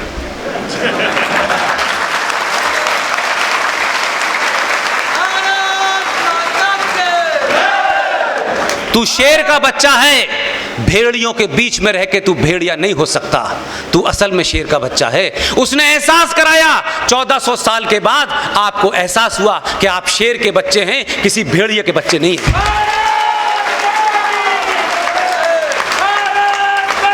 वहां से सिलसिला शुरू हुआ। और पिछले महीने का वाकया अगर याद हो तो ध्यान से सुनिएगा। घटनाएं छोटी छोटी होती हैं। राष्ट्रों के जीवन में 50 साल एक लम्हे के बराबर होता है, लेकिन उस 50 साल के एक लम्हे को भी, उसका 1000वां हिस्सा भी अगर आपकी समझ में आ जाए, हमारी समझ में आ जाए, तो फिर दुनिया में कोई आपको हरा और डरा नहीं सकता। जय श्री राम। 21 अक्टूबर 1943। मैं ये बात उस रेफरेंस में बार बार कहता हूं, आप सोचेंगे मैं ये रिपीट क्यों करता हूं, मुझे अपनी बात को आप तक पहुंचाना है। मैंने यही इसी मंच से कहा कि दुनिया में अगर कोई सबसे बड़ा सच है, एक ही शब्द का सच है, एक ही शब्द का कोई है विश्वास, एक ही वर्ड में उसे इस्तेमाल करना है, तो दुनिया का सबसे बड़ा सच है मां। उससे बड़ा कोई सच ही नहीं है। वो मां जब आपकी आंखें खुल जाती हैं, जब आप उसके गर्भ से निकल के 5-6 महीने के हो जाते हैं, जिसकी तरफ इशारा कर देती है, कहती है ये तेरा पिता है, जीवन भर बिना उससे किसी सर्टिफिकेट के उसे अपना बाप मान लेते हैं। ये विश्वास है। लेकिन मेरे और आपके जीवन में तो यह घटना नहीं घटी। मेरी मां ने मुझे सच में सही बाप का पता बताया। लेकिन 1947 में 11 से 20 लाख लोगों की लाशों पे जब यह देश मिला, यह भीख में हमको आजादी मिली, जिसे हम कहते हैं आजादी मिली। बहादुर लोग कहते हैं हमने आजादी ली, कायर लोग कहते हैं हमें मिली। इसमें बड़ा फर्क है चरित्र का। 70 साल पहले इस देश को जब आजादी मिली, लाशों पे मिली, भारत मां घायल थी। कुछ गुंडों ने, लुटेरों और दलालों ने उस भारत मां के ऊपर कब्जा कर लिया। और वो भारत मां जब तक ये बताती कि तेरा असली बाप कौन है, उन्होंने एक मक्कार झूठे को हमारा बाप बना दिया। 70 सालों के बाद जब डॉक्यूमेंट खुल रहे हैं, तब पता चला हमारा बाप वो नहीं, सुभाष चंद्र बोस था।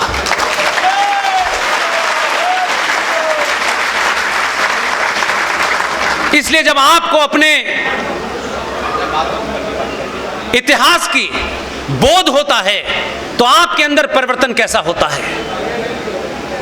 यह बिल्कुल वैसा ही है कि कभी किसी वक्त आपको पता चले कि जिसे मैं बाप समझ रहा था वो नहीं है, तो आपके अंदर कितनी कुंठा, कितनी पीड़ा होगी, कितना डिप्रेशन होगा।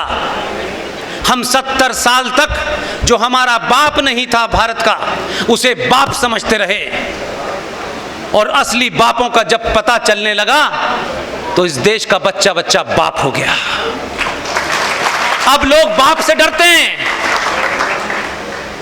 इसलिए 21 अक्टूबर 1943 को सुभाष चंद्र बोस ने जब भारत की आजादी की घोषणा की, तो दुनिया के 9 देशों ने उसे मान्यता दी थी।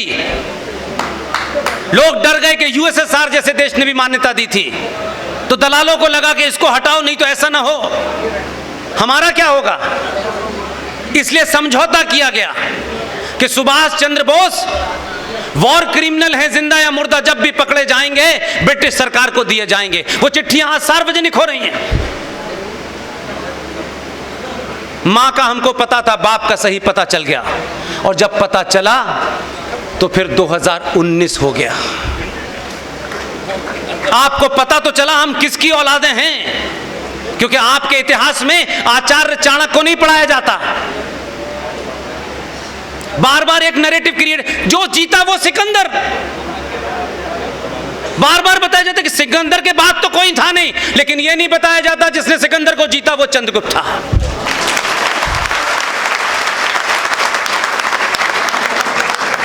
इसलिए गलत इतिहास राष्ट्रों में, कौमों के अंदर कैसी कुंठा पैदा करता है। भारत उसकी जीती जागती मिसाल है।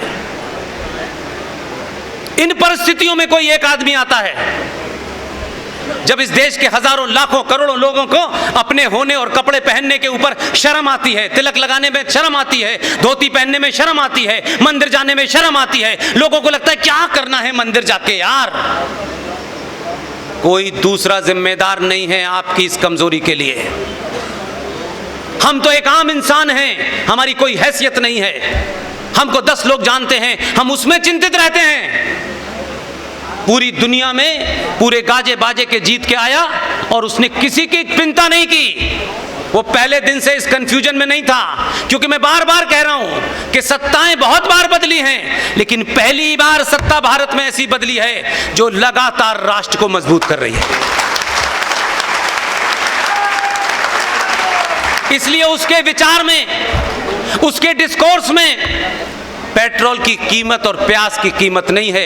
ये तो घटती रहेंगी, बढ़ती रहेंगी जब तक ये संसार रहेगा। आप इससे ऊपर उठिए। जिस दिन आपका राष्ट्र मजबूत हो गया, सरकारें घर चल के आपसे पूछेंगी कि आपको क्या करना है, तो आप उनसे कहिए 5 अगस्त को आपने धारा 370 समाप्त कर दी। 5 अगस्त को आपने राम मंदिर की नींव रख दी। उनसे कहिए कि हर साल 5 अगस्त आता है, बहुत सारे काम हैं, ये करो।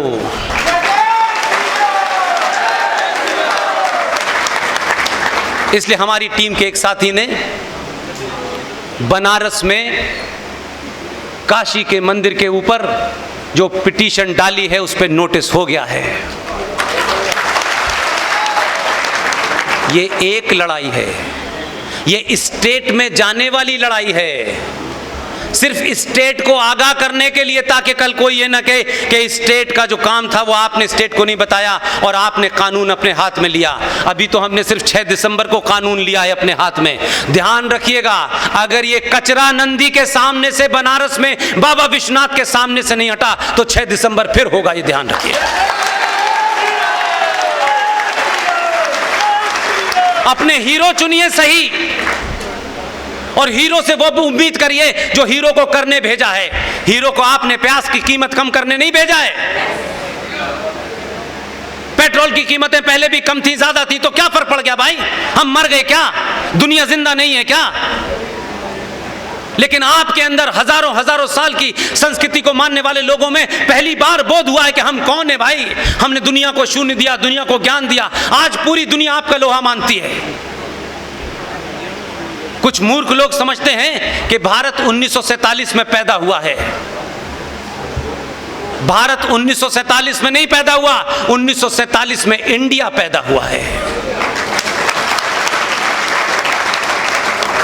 भारत सदियों से था, हम हजारों साल से थे। जब ये कायनात थी, जब ये ब्रह्मांड था, जब ये यूनिवर्स था, तब से हम थे। हम तब से हैं भाई। इसलिए बौने आपको डरा रहे हैं। मुझे दुख यह है कि आपको कोई बहादुर डराता तो हम मान भी लेते कि आप बहादुर से हारे या डरे, लेकिन आपके ऊपर तो गुलाम वंश भी राज करके चला गया।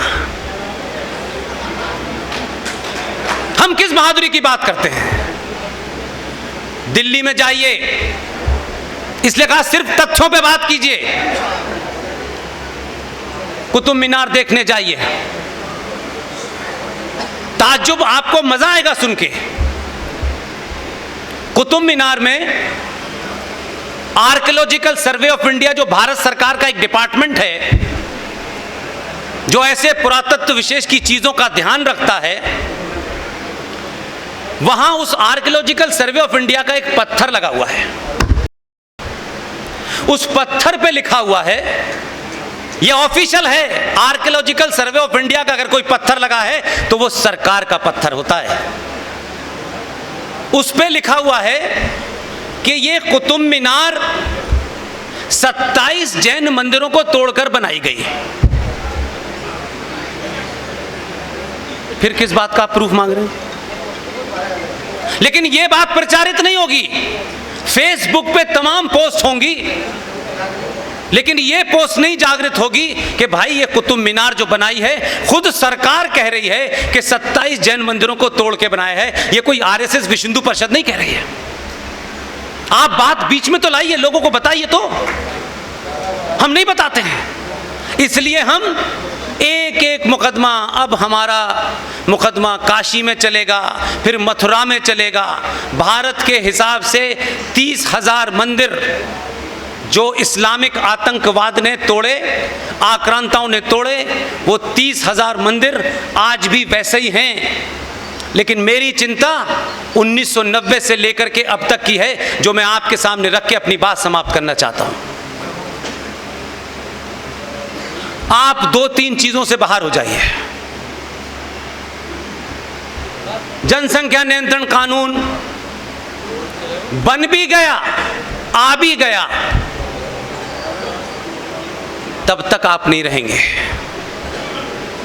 तब तक इस देश में आपको जो गलतफहमी है, आपके नेताओं को बड़ी गलतफहमी है, समाज सेवियों को बड़ी गलतफहमी है, वो ये मक्कार कभी बात नहीं उठाते हैं।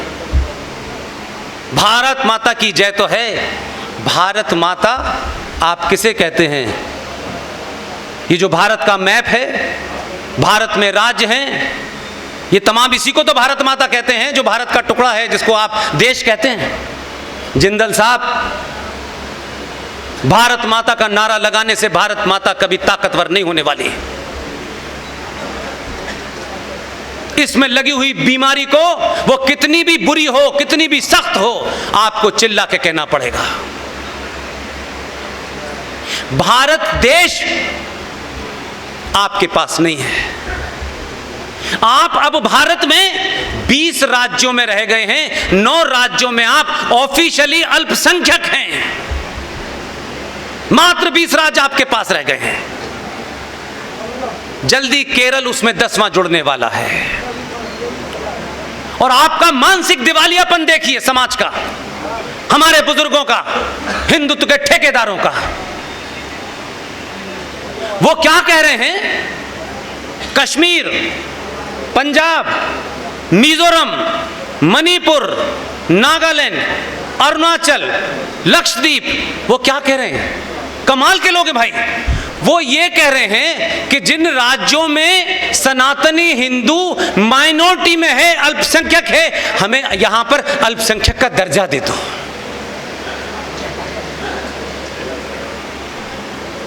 कहां से चले थे कहां आ गए यार। क्योंकि अल्पसंख्यक के दर्जा मिल जाने से कुछ चावल आलू फ्री मिल जाएगा, इसके लिए। मर्द होते तो कहते कि ये 9 राज्य जहां हम कम हैं, हम दुगने होंगे अगले 10 साल में। ये नहीं कहा आपने। आप कायरों की तरीके से सरकार से कहते हैं कि हमें 9 राज्यों में अल्पसंख्यक दर्जा दे दो, ताकि हमें कुछ रियायतें, छूट मिल जाएं। ये रियायतों और छूट पे जीना छोड़ दीजिए भाई। इसलिए आपकी स्थिति ऐसी हो गई है। यह ऑफिशियल 2011 के सेंसस के बता रहा हूं कि लक्षद्वीप में 98% मुसलमान है, क्योंकि वहां टूरिस्ट इंडस्ट्री है। सरकार ने कहा कि टूरिस्ट इंडस्ट्री के अंदर ड्रिंक्स, अल्कोहल का एक महत्वपूर्ण रोल है, यहां बिकनी चाहिए। उन्होंने कहा नो, हम यहां 98% हैं, इस्लाम में शराब मना है, कर लीजिए काम। भारत के अंदर 70 साल लग गए आपको 370 हटवाने में। 70 साल लग गए, क्योंकि आपको तो हर काम सरकार से करवाना है, और वो काम सरकार से नहीं कराते हैं, वो खुद कर देते हैं। और फिर आप उसको रबर को लेके मिटाने में आपकी आधी जिंदगी निकल जाती है। इसलिए समाज को जिम्मेदारी उठानी होगी, सच बोलना होगा। मेरे लोग आ गए तो चुप रहेंगे, उनके लोग आ गए तो बोलेंगे। इसलिए हमारे देश में बड़ा पाखंड भी बहुत है। अभी तालिबान को आप देख रहे हैं, तालिबान आ गया, तालिबान गला काट रहा है, तालिबान शरिया। अरे भाई मेरे, अपने भाई बहन के कत्ल को तो तुम्हें याद नहीं रहा। तालिबान का कत्ल से तुमको लगता है ये बर्बर कौम है। मेरे भाई, इतिहास पढ़ो, सच बोलो, उनके बीच में भी बोलो जो दावा करते हैं। आप जिसने इस्लाम नहीं पढ़ा वो तालिबान को देख के चौंक रहे हैं। प्रॉफिट मोहम्मद, उनके दामाद अली, उनके दामाद अली, उनकी बेटी बेबी फातिमा के पति फजर कहते हैं सुबह 4:30 बजे की अजान को, सुबह 4:30 बजे की अजान जो फजर की नमाज होती है, अली नमाज पढ़ने गए। जब वो सजदे में गए, उनका गला मस्जिद में काट दिया गया। उनकी बेटी को आग लगा के मार दिया गया। उनके नवासों को करबला के मैदान में नारे तकबीर अल्लाह अकबर, पहला कलमा पढ़ पढ़ के उनकी गर्दनें काटी गईं। आपको तालिबान को देख करके याद आ रहा है? ये तो उनका इतिहास है, इसमें कौन सी नई बात है? अगर आपने पढ़ा होता कि अली की खोपड़ी से उनका सर काट करके उससे फुटबॉल खेली गई, शाम की गलियों में उस अली के खानदान को, उनके वारिसों को, उनकी महिलाओं को बेपर्दा करके उनकी गर्दनें नेज़ों पे लटका के जुलूस निकाला गया। वो मोहम्मद के दामाद के सगे नहीं हैं, उनकी बेटी के सगे नहीं हैं। आप उनसे भाईचारे की बात कर रहे हैं।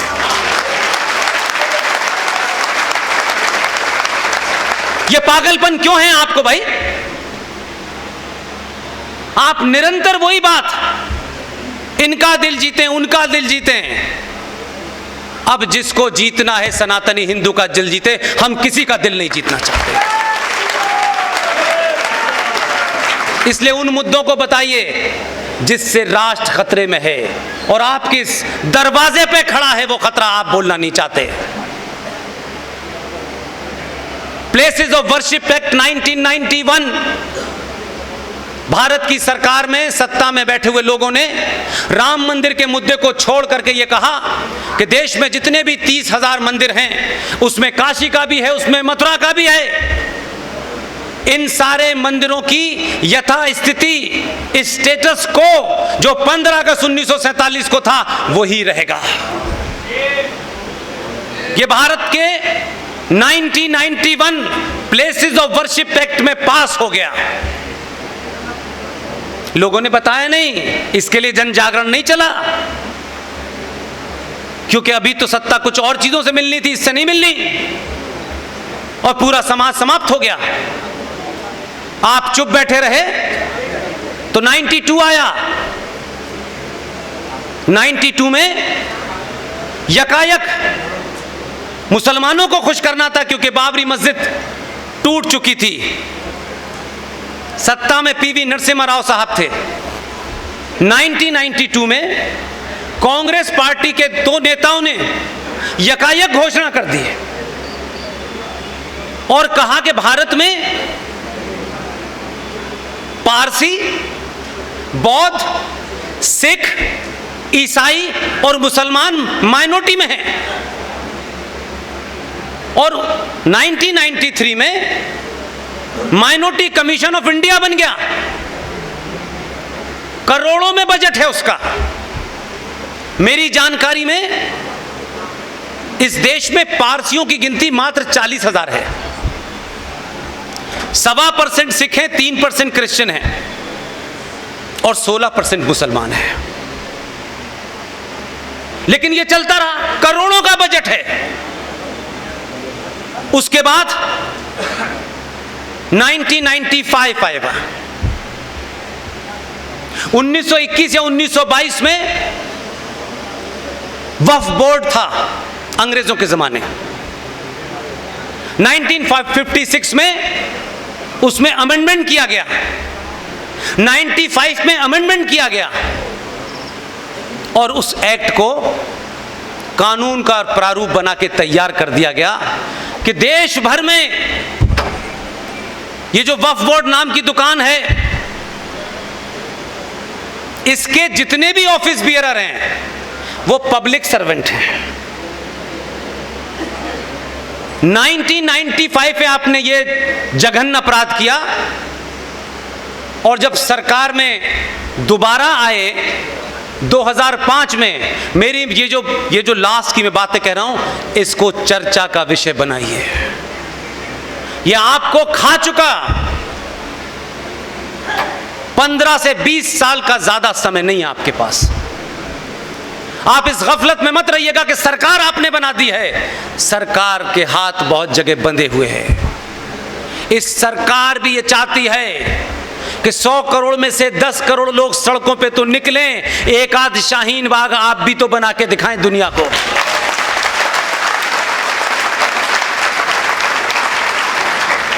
आप अपने किसी निजी स्वार्थ के लिए नहीं बना रहे। आप भारत सरकार से ये कह रहे हैं कि जो गैर संवैधानिक काम हुआ है उसको ठीक करिए।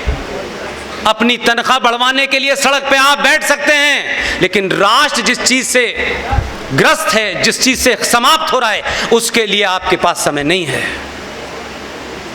2005 में पाकिस्तान के पंजाब प्रांत में एक डिस्ट्रिक्ट है चकवाल, उसकी एक छोटी सी तहसील है। आजादी से पहले वहां से एक शख्स यहां आए थे, दिल्ली में सेटल हो गए। एक दूसरे साहब लाहौर से आए थे, वो भी दिल्ली में सेटल हो गए। आप जरा देखिए, वो आए लाहौर से थे, 1923 की उनकी पैदाइश थी। वो आए दिल्ली के अंदर दिल्ली हाई कोर्ट के चीफ जस्टिस बने, रिटायर हो गए। मनमोहन सिंह चकवाल पंजाब से आए थे और राजेंद्र सच्चर नाम के शख्स लाहौर से आए थे। वो रिटायर हो चुके थे। एक विदेशी महिला के कहने पे ये सारा षड्यंत्र हुआ। मनमोहन सिंह ने कहा कि इस देश में आप 92 में 93 में आप माइनॉरिटी कमीशन दे चुके हैं, जिसका अलग से करोड़ों का बजट है, जिसमें उस लूले लंगड़े आदमी को किसी तरीके से ये आईएएस बन जाए, पीसीएस, इसके लिए मेरे टैक्स का पैसा दिया उसको जा रहा है। लेकिन अभी दिल नहीं भरा।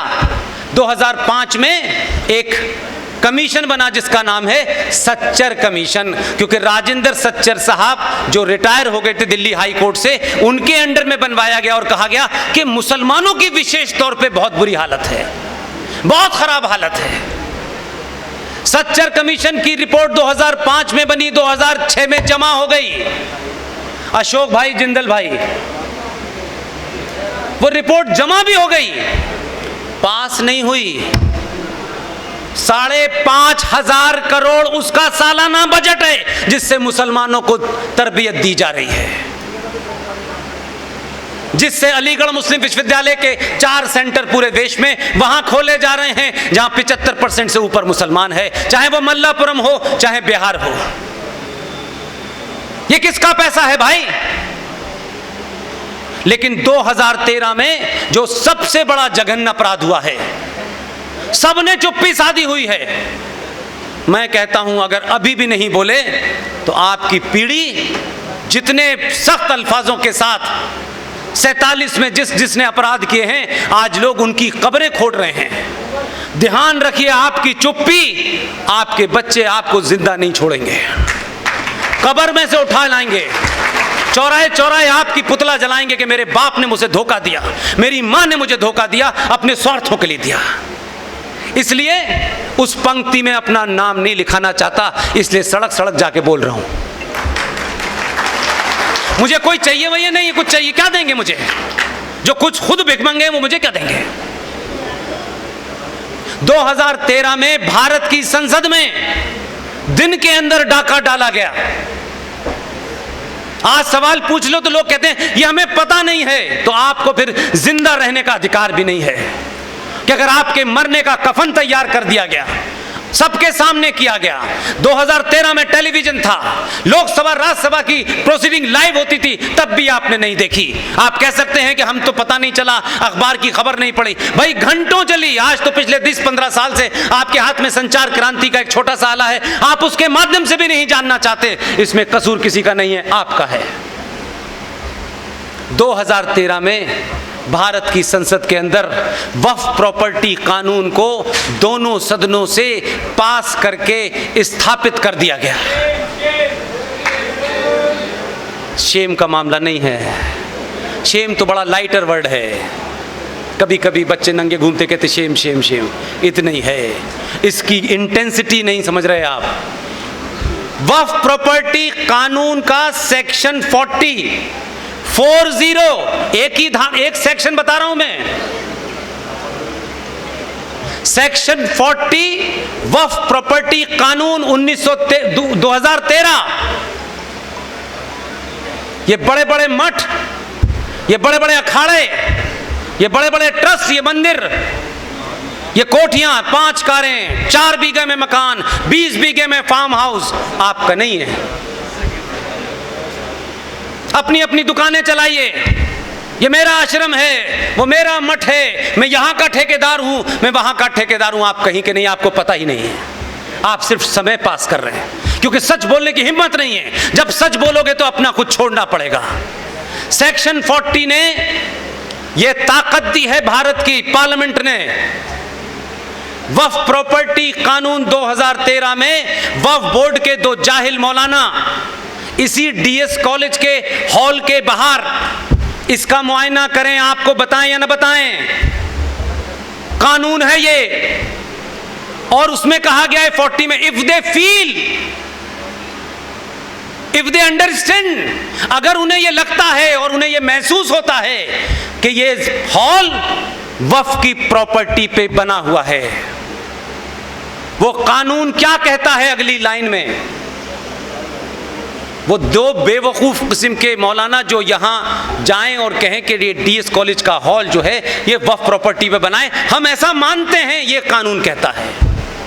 उनको ये इजाजत दी गई है कि the immediate competent authority of that area, whether it is district magistrate और एसपी सिटी और एसएसपी और एमडीसी और what ever you call it, उनको आदेश देने का अधिकार है कि वो दो मौलवी भारत यहां अलीगढ़ के डिस्ट्रिक्ट मजिस्ट्रेट को ऑर्डर करेंगे कि इस जगह को 24 घंटे में खाली कराया जाए। डिस्ट्रिक्ट मजिस्ट्रेट को उनका ऑर्डर मानना है, उसको लागू करना है। 24 घंटे में आपको बाहर फेंक करके चाबी वक्फ बोर्ड के पास चली जाएगी। आप अपना कागज दिखाइएगा। आपके उस कानून के तहत यह कह दिया गया है कि आप हाई कोर्ट जाएंगे तो हाई कोर्ट को यह आदेश है कि वो इसकी सुनवाई नहीं करेगा। कानून के हिसाब से वक्फ प्रॉपर्टी बोर्ड का जो ट्राइब्यूनल है उसमें आपको अपनी अर्जी लगानी है। जिसने आपका कत्ल किया है उसी से आप भीख मांगेंगे ये जमीन मेरी है। 90% इस देश में यह काम चालू हो गया है। आपके पास कोई कानूनी तरीका नहीं है। आंध्र प्रदेश हाई कोर्ट ने एक ऐसे ही केस की सुनवाई की और उस सुनवाई में जो ऑब्जर्वेशन दिया है उसमें साफ साफ लिखा है, as per the law passed by the parliament of India in 2013 we are not entitled to hear any kind of petition. You have to go to the Waqf board. आपको वक्फ बोर्ड में जाकर के मिन्नतें करनी है कि उनको नहीं साबित करना है, उनसे कोई डॉक्यूमेंट नहीं पूछा जाएगा। इसकी ताजा मिसाल अभी 2 महीने पहले हुई है, आपके सामने इसलिए रख रहा हूं कि कुछ भी ऐसा नहीं है कि हो रहा है आइसोलेशन में आपको पता नहीं है। इलाहाबाद में पंडित चंद्रशेखर आजाद एल्फ्रेड पार्क बना हुआ है। उस एल्फ्रेड पार्क में देश के तमाम महानुभाव टहलने जाते हैं। हम कितने इग्नोरेंट हैं, कितने कायर हैं, कितने मक्कार हैं, क्योंकि हम ये चाहते हैं कि हमारी लड़ाई, भगत सिंह लड़े, हम क्यों लड़ेंगे? हमसे क्या मतलब है? हम तो टहलने आए हैं। ये क्या हो रहा है होने दो। उस पार्क के अंदर कुछ पागलों ने कब्रें भी बना दी, मजार भी बना दी और वहां एक कुछ क्या बोलते हैं उसको, मस्जिद भी बना दी। ये काम बड़े बड़े वकील नहीं करते, बड़े बड़े संगठन नहीं उठाते। वैसे वो 24 घंटे राष्ट्र में लगे हुए हैं। पंडित हरिशंकर जैन, उनके बेटे विष्णु शंकर जैन ने उन तस्वीरों को इकट्ठा किया, कोविड के जमाने की बात है, और कहा कि ये इल्लीगल ढांचा अभी बना है, इससे पहले ये नहीं था। इत्तेफाक से उस दिन इलाहाबाद हाई कोर्ट में एक्टिंग चीफ जस्टिस थे। वर्चुअल कॉन्फ्रेंसिंग हुई पूरी तथ्यों के साथ। विष्णु शंकर जैन ये एक युवा वकील है, बहादुर है, ईमानदार है, पढ़ा लिखा है। वर्चुअल हियरिंग के अंदर चीफ जस्टिस के सामने इतने स्ट्रॉन्ग तथ्य रखे, चीफ जस्टिस ने तत्काल उत्तर प्रदेश सरकार को बुलाया और ये शब्द है उनके, क्या तुम यहां बैठ करके हराम की तनख्वाह लेते हो?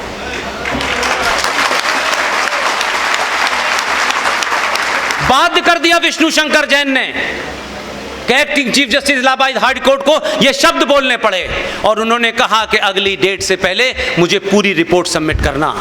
हम गली गली, मोहल्ले मोहल्ले, संजय पार्क में, सड़क के किनारे, एक्सप्रेसवे पे, पुल के नीचे, कहां कहां आप मज़ारों और मस्जिदें बन रही हैं, उससे लड़ेंगे।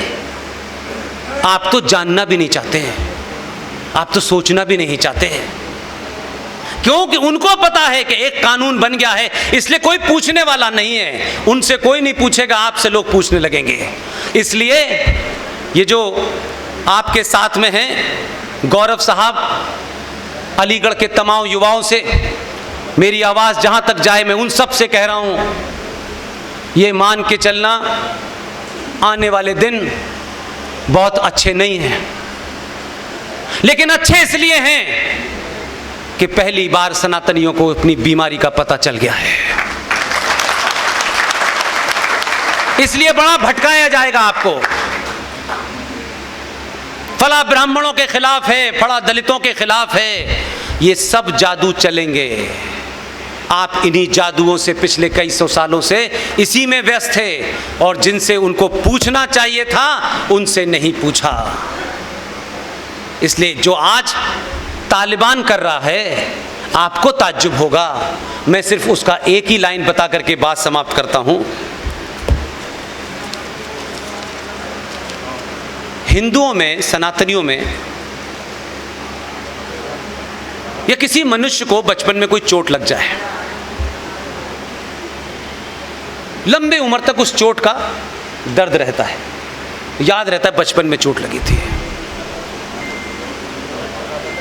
हमारे सनातनियों में एक संस्कार होता है, जनेऊ संस्कार। उसे यज्ञोपवीत संस्कार भी कहते हैं। और वो ये होता है कि मां की गोद में जब बच्चा खेलता है, बड़ा होता है, पढ़ने लिखने लायक जाने वाला होता है, तब उसका एक यज्ञोपवीत संस्कार होता है जिसमें जनेऊ पहनाया जाता है। वो पूरा उसका विधि विधान है, उसके श्लोक हैं। और उसके बाद में उस बच्चे को जब वो पढ़ने जाने होता है, तब ये कहा जाता है कि जब तक तेरे शरीर में ये जो जनेऊ है, तब तक जितनी भी महिलाएं हैं, वो छोटी हो बड़ी हो, या तो तेरी बहन है या तेरी माँ है। और उसके बाद वो गुरुकुल जाता है पढ़ने, और जब तक तेरा ब्याह ना हो जाए तब तक तुझे ब्रह्मचर्य का पालन करना है। यह यज्ञोपवीत संस्कार कुछ इस तरह शुरू हुआ। बदकिस्मती देखिए, 6-7 साल की उम्र में सनातनियों में जो संस्कार होता है, पड़ोसियों के यहां भी एक दूसरा संस्कार होता है। वो संस्कार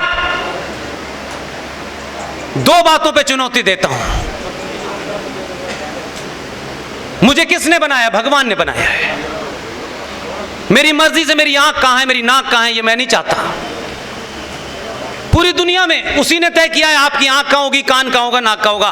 कुछ कारणों से कोई एक आध बार कोई खराब हो जाता हो, लेकिन मैं ये मानता हूं कि जिसने मुझे पैदा किया है उसने मुझे सोच समझकर ही कान यहां लगाए, यहां आंखें लगाई हैं। मुझे उस पे यकीन है कि तूने जैसा भेजा है मैं वैसा ही तेरे पास आऊंगा। उन्हें यकीन नहीं है, वो कहते हैं अल्लाह समझदार था लेकिन छोटे सी कुछ गड़बड़ करना भूल गया। उन्हें अल्लाह पे भी यकीन नहीं है, इसलिए जिस्म के किसी हिस्से से छेड़छाड़ किए बगैर वो मुसलमान नहीं होते बेचारे। अरे अल्लाह पे यकीन रखो, जैसे आए थे वैसे चले जाएं। अल्लाह समझदार नहीं था, ये काम ऊपर ही से करके भेज देता। और कमाल ये है कि जिस काफिर ने कैंची बनाई उसी का इस्तेमाल करके तुम मुसलमान हुए। इसलिए वो जो बचपन की चोट है वो तालिबानियों की शक्ल में गर्दन भी काटती है, हाथ भी काटती है, गला भी काटती है। यही सच्चा इस्लाम है। पूरी दुनिया में अगर सच्चा इस्लाम है तो इस समय अफगानिस्तान में है। जिन्हें हम सनातनियों से डर लग रहा था वो सच्चे इस्लाम के मुल्क में जा सकते हैं बिना वीजा के।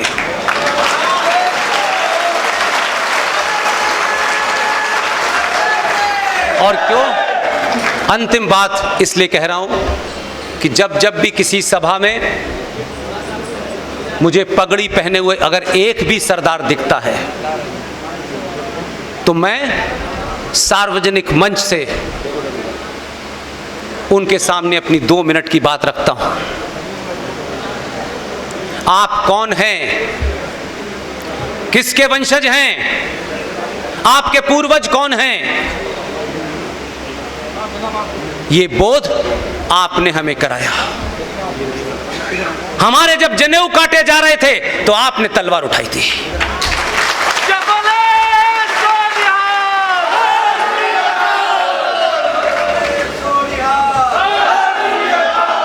इसलिए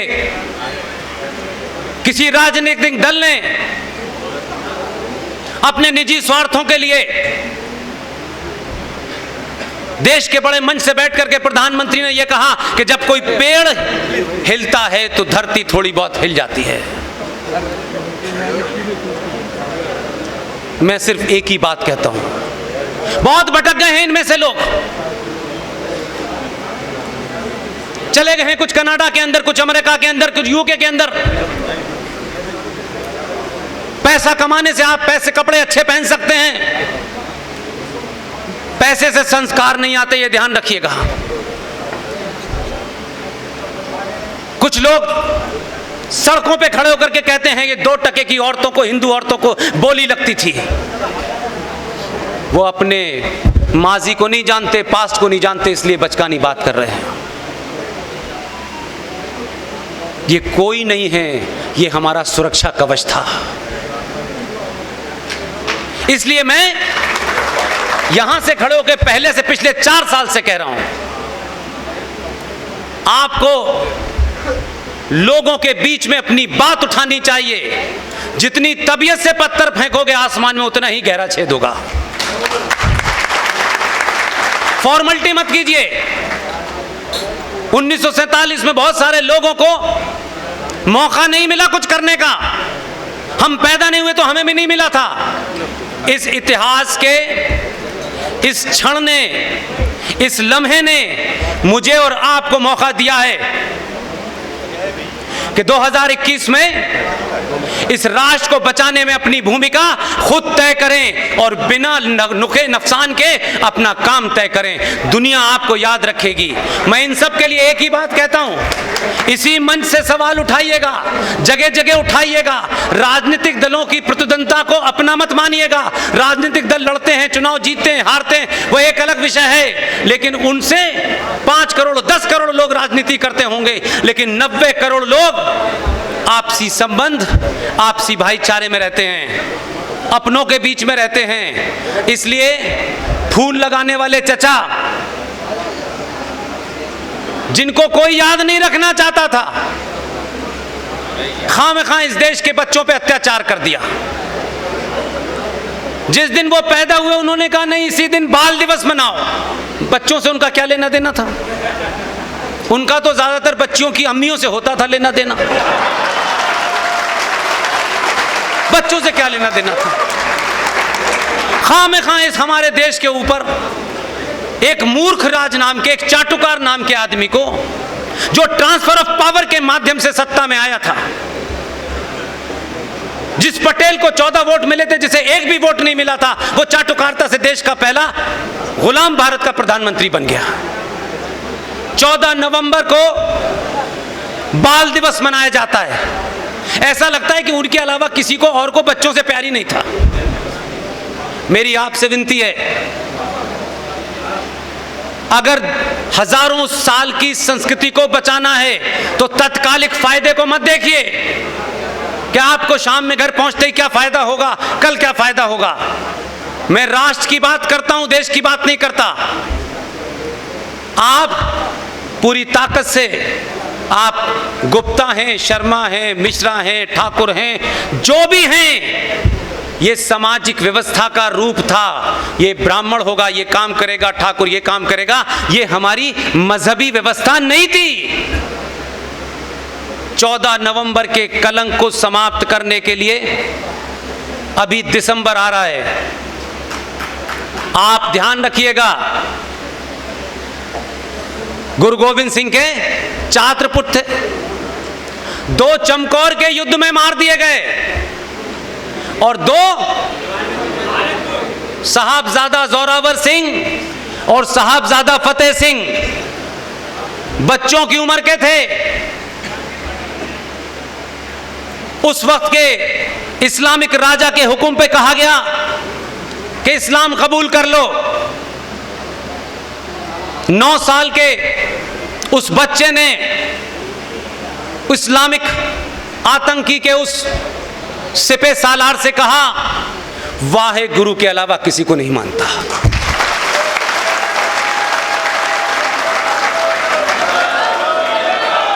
अगर किसी सियासी दल की मक्कारी, अगर किसी सियासी दल ने इनके खून से होली खेली है तो आपको और मुझे किसने रोका है? 26 दिसंबर को उन दोनों शहजादों को दीवार में चिनवा दिया गया, इसलिए कि उन्होंने इस्लाम कबूल नहीं किया। दोनों की मौत हो गई। उनकी दादी गुर्जरी देवी को जब यह पता चला, उनकी भी मौत हो गई। अगर भारत के बच्चों को अपने सम्मान और पुरुषार्थ के बारे में बताना है तो 26 दिसंबर को बाल दिवस मनाएं, अपने आप देश के लोग समझ जाएंगे। बहुत बहुत धन्यवाद। Thank you very much.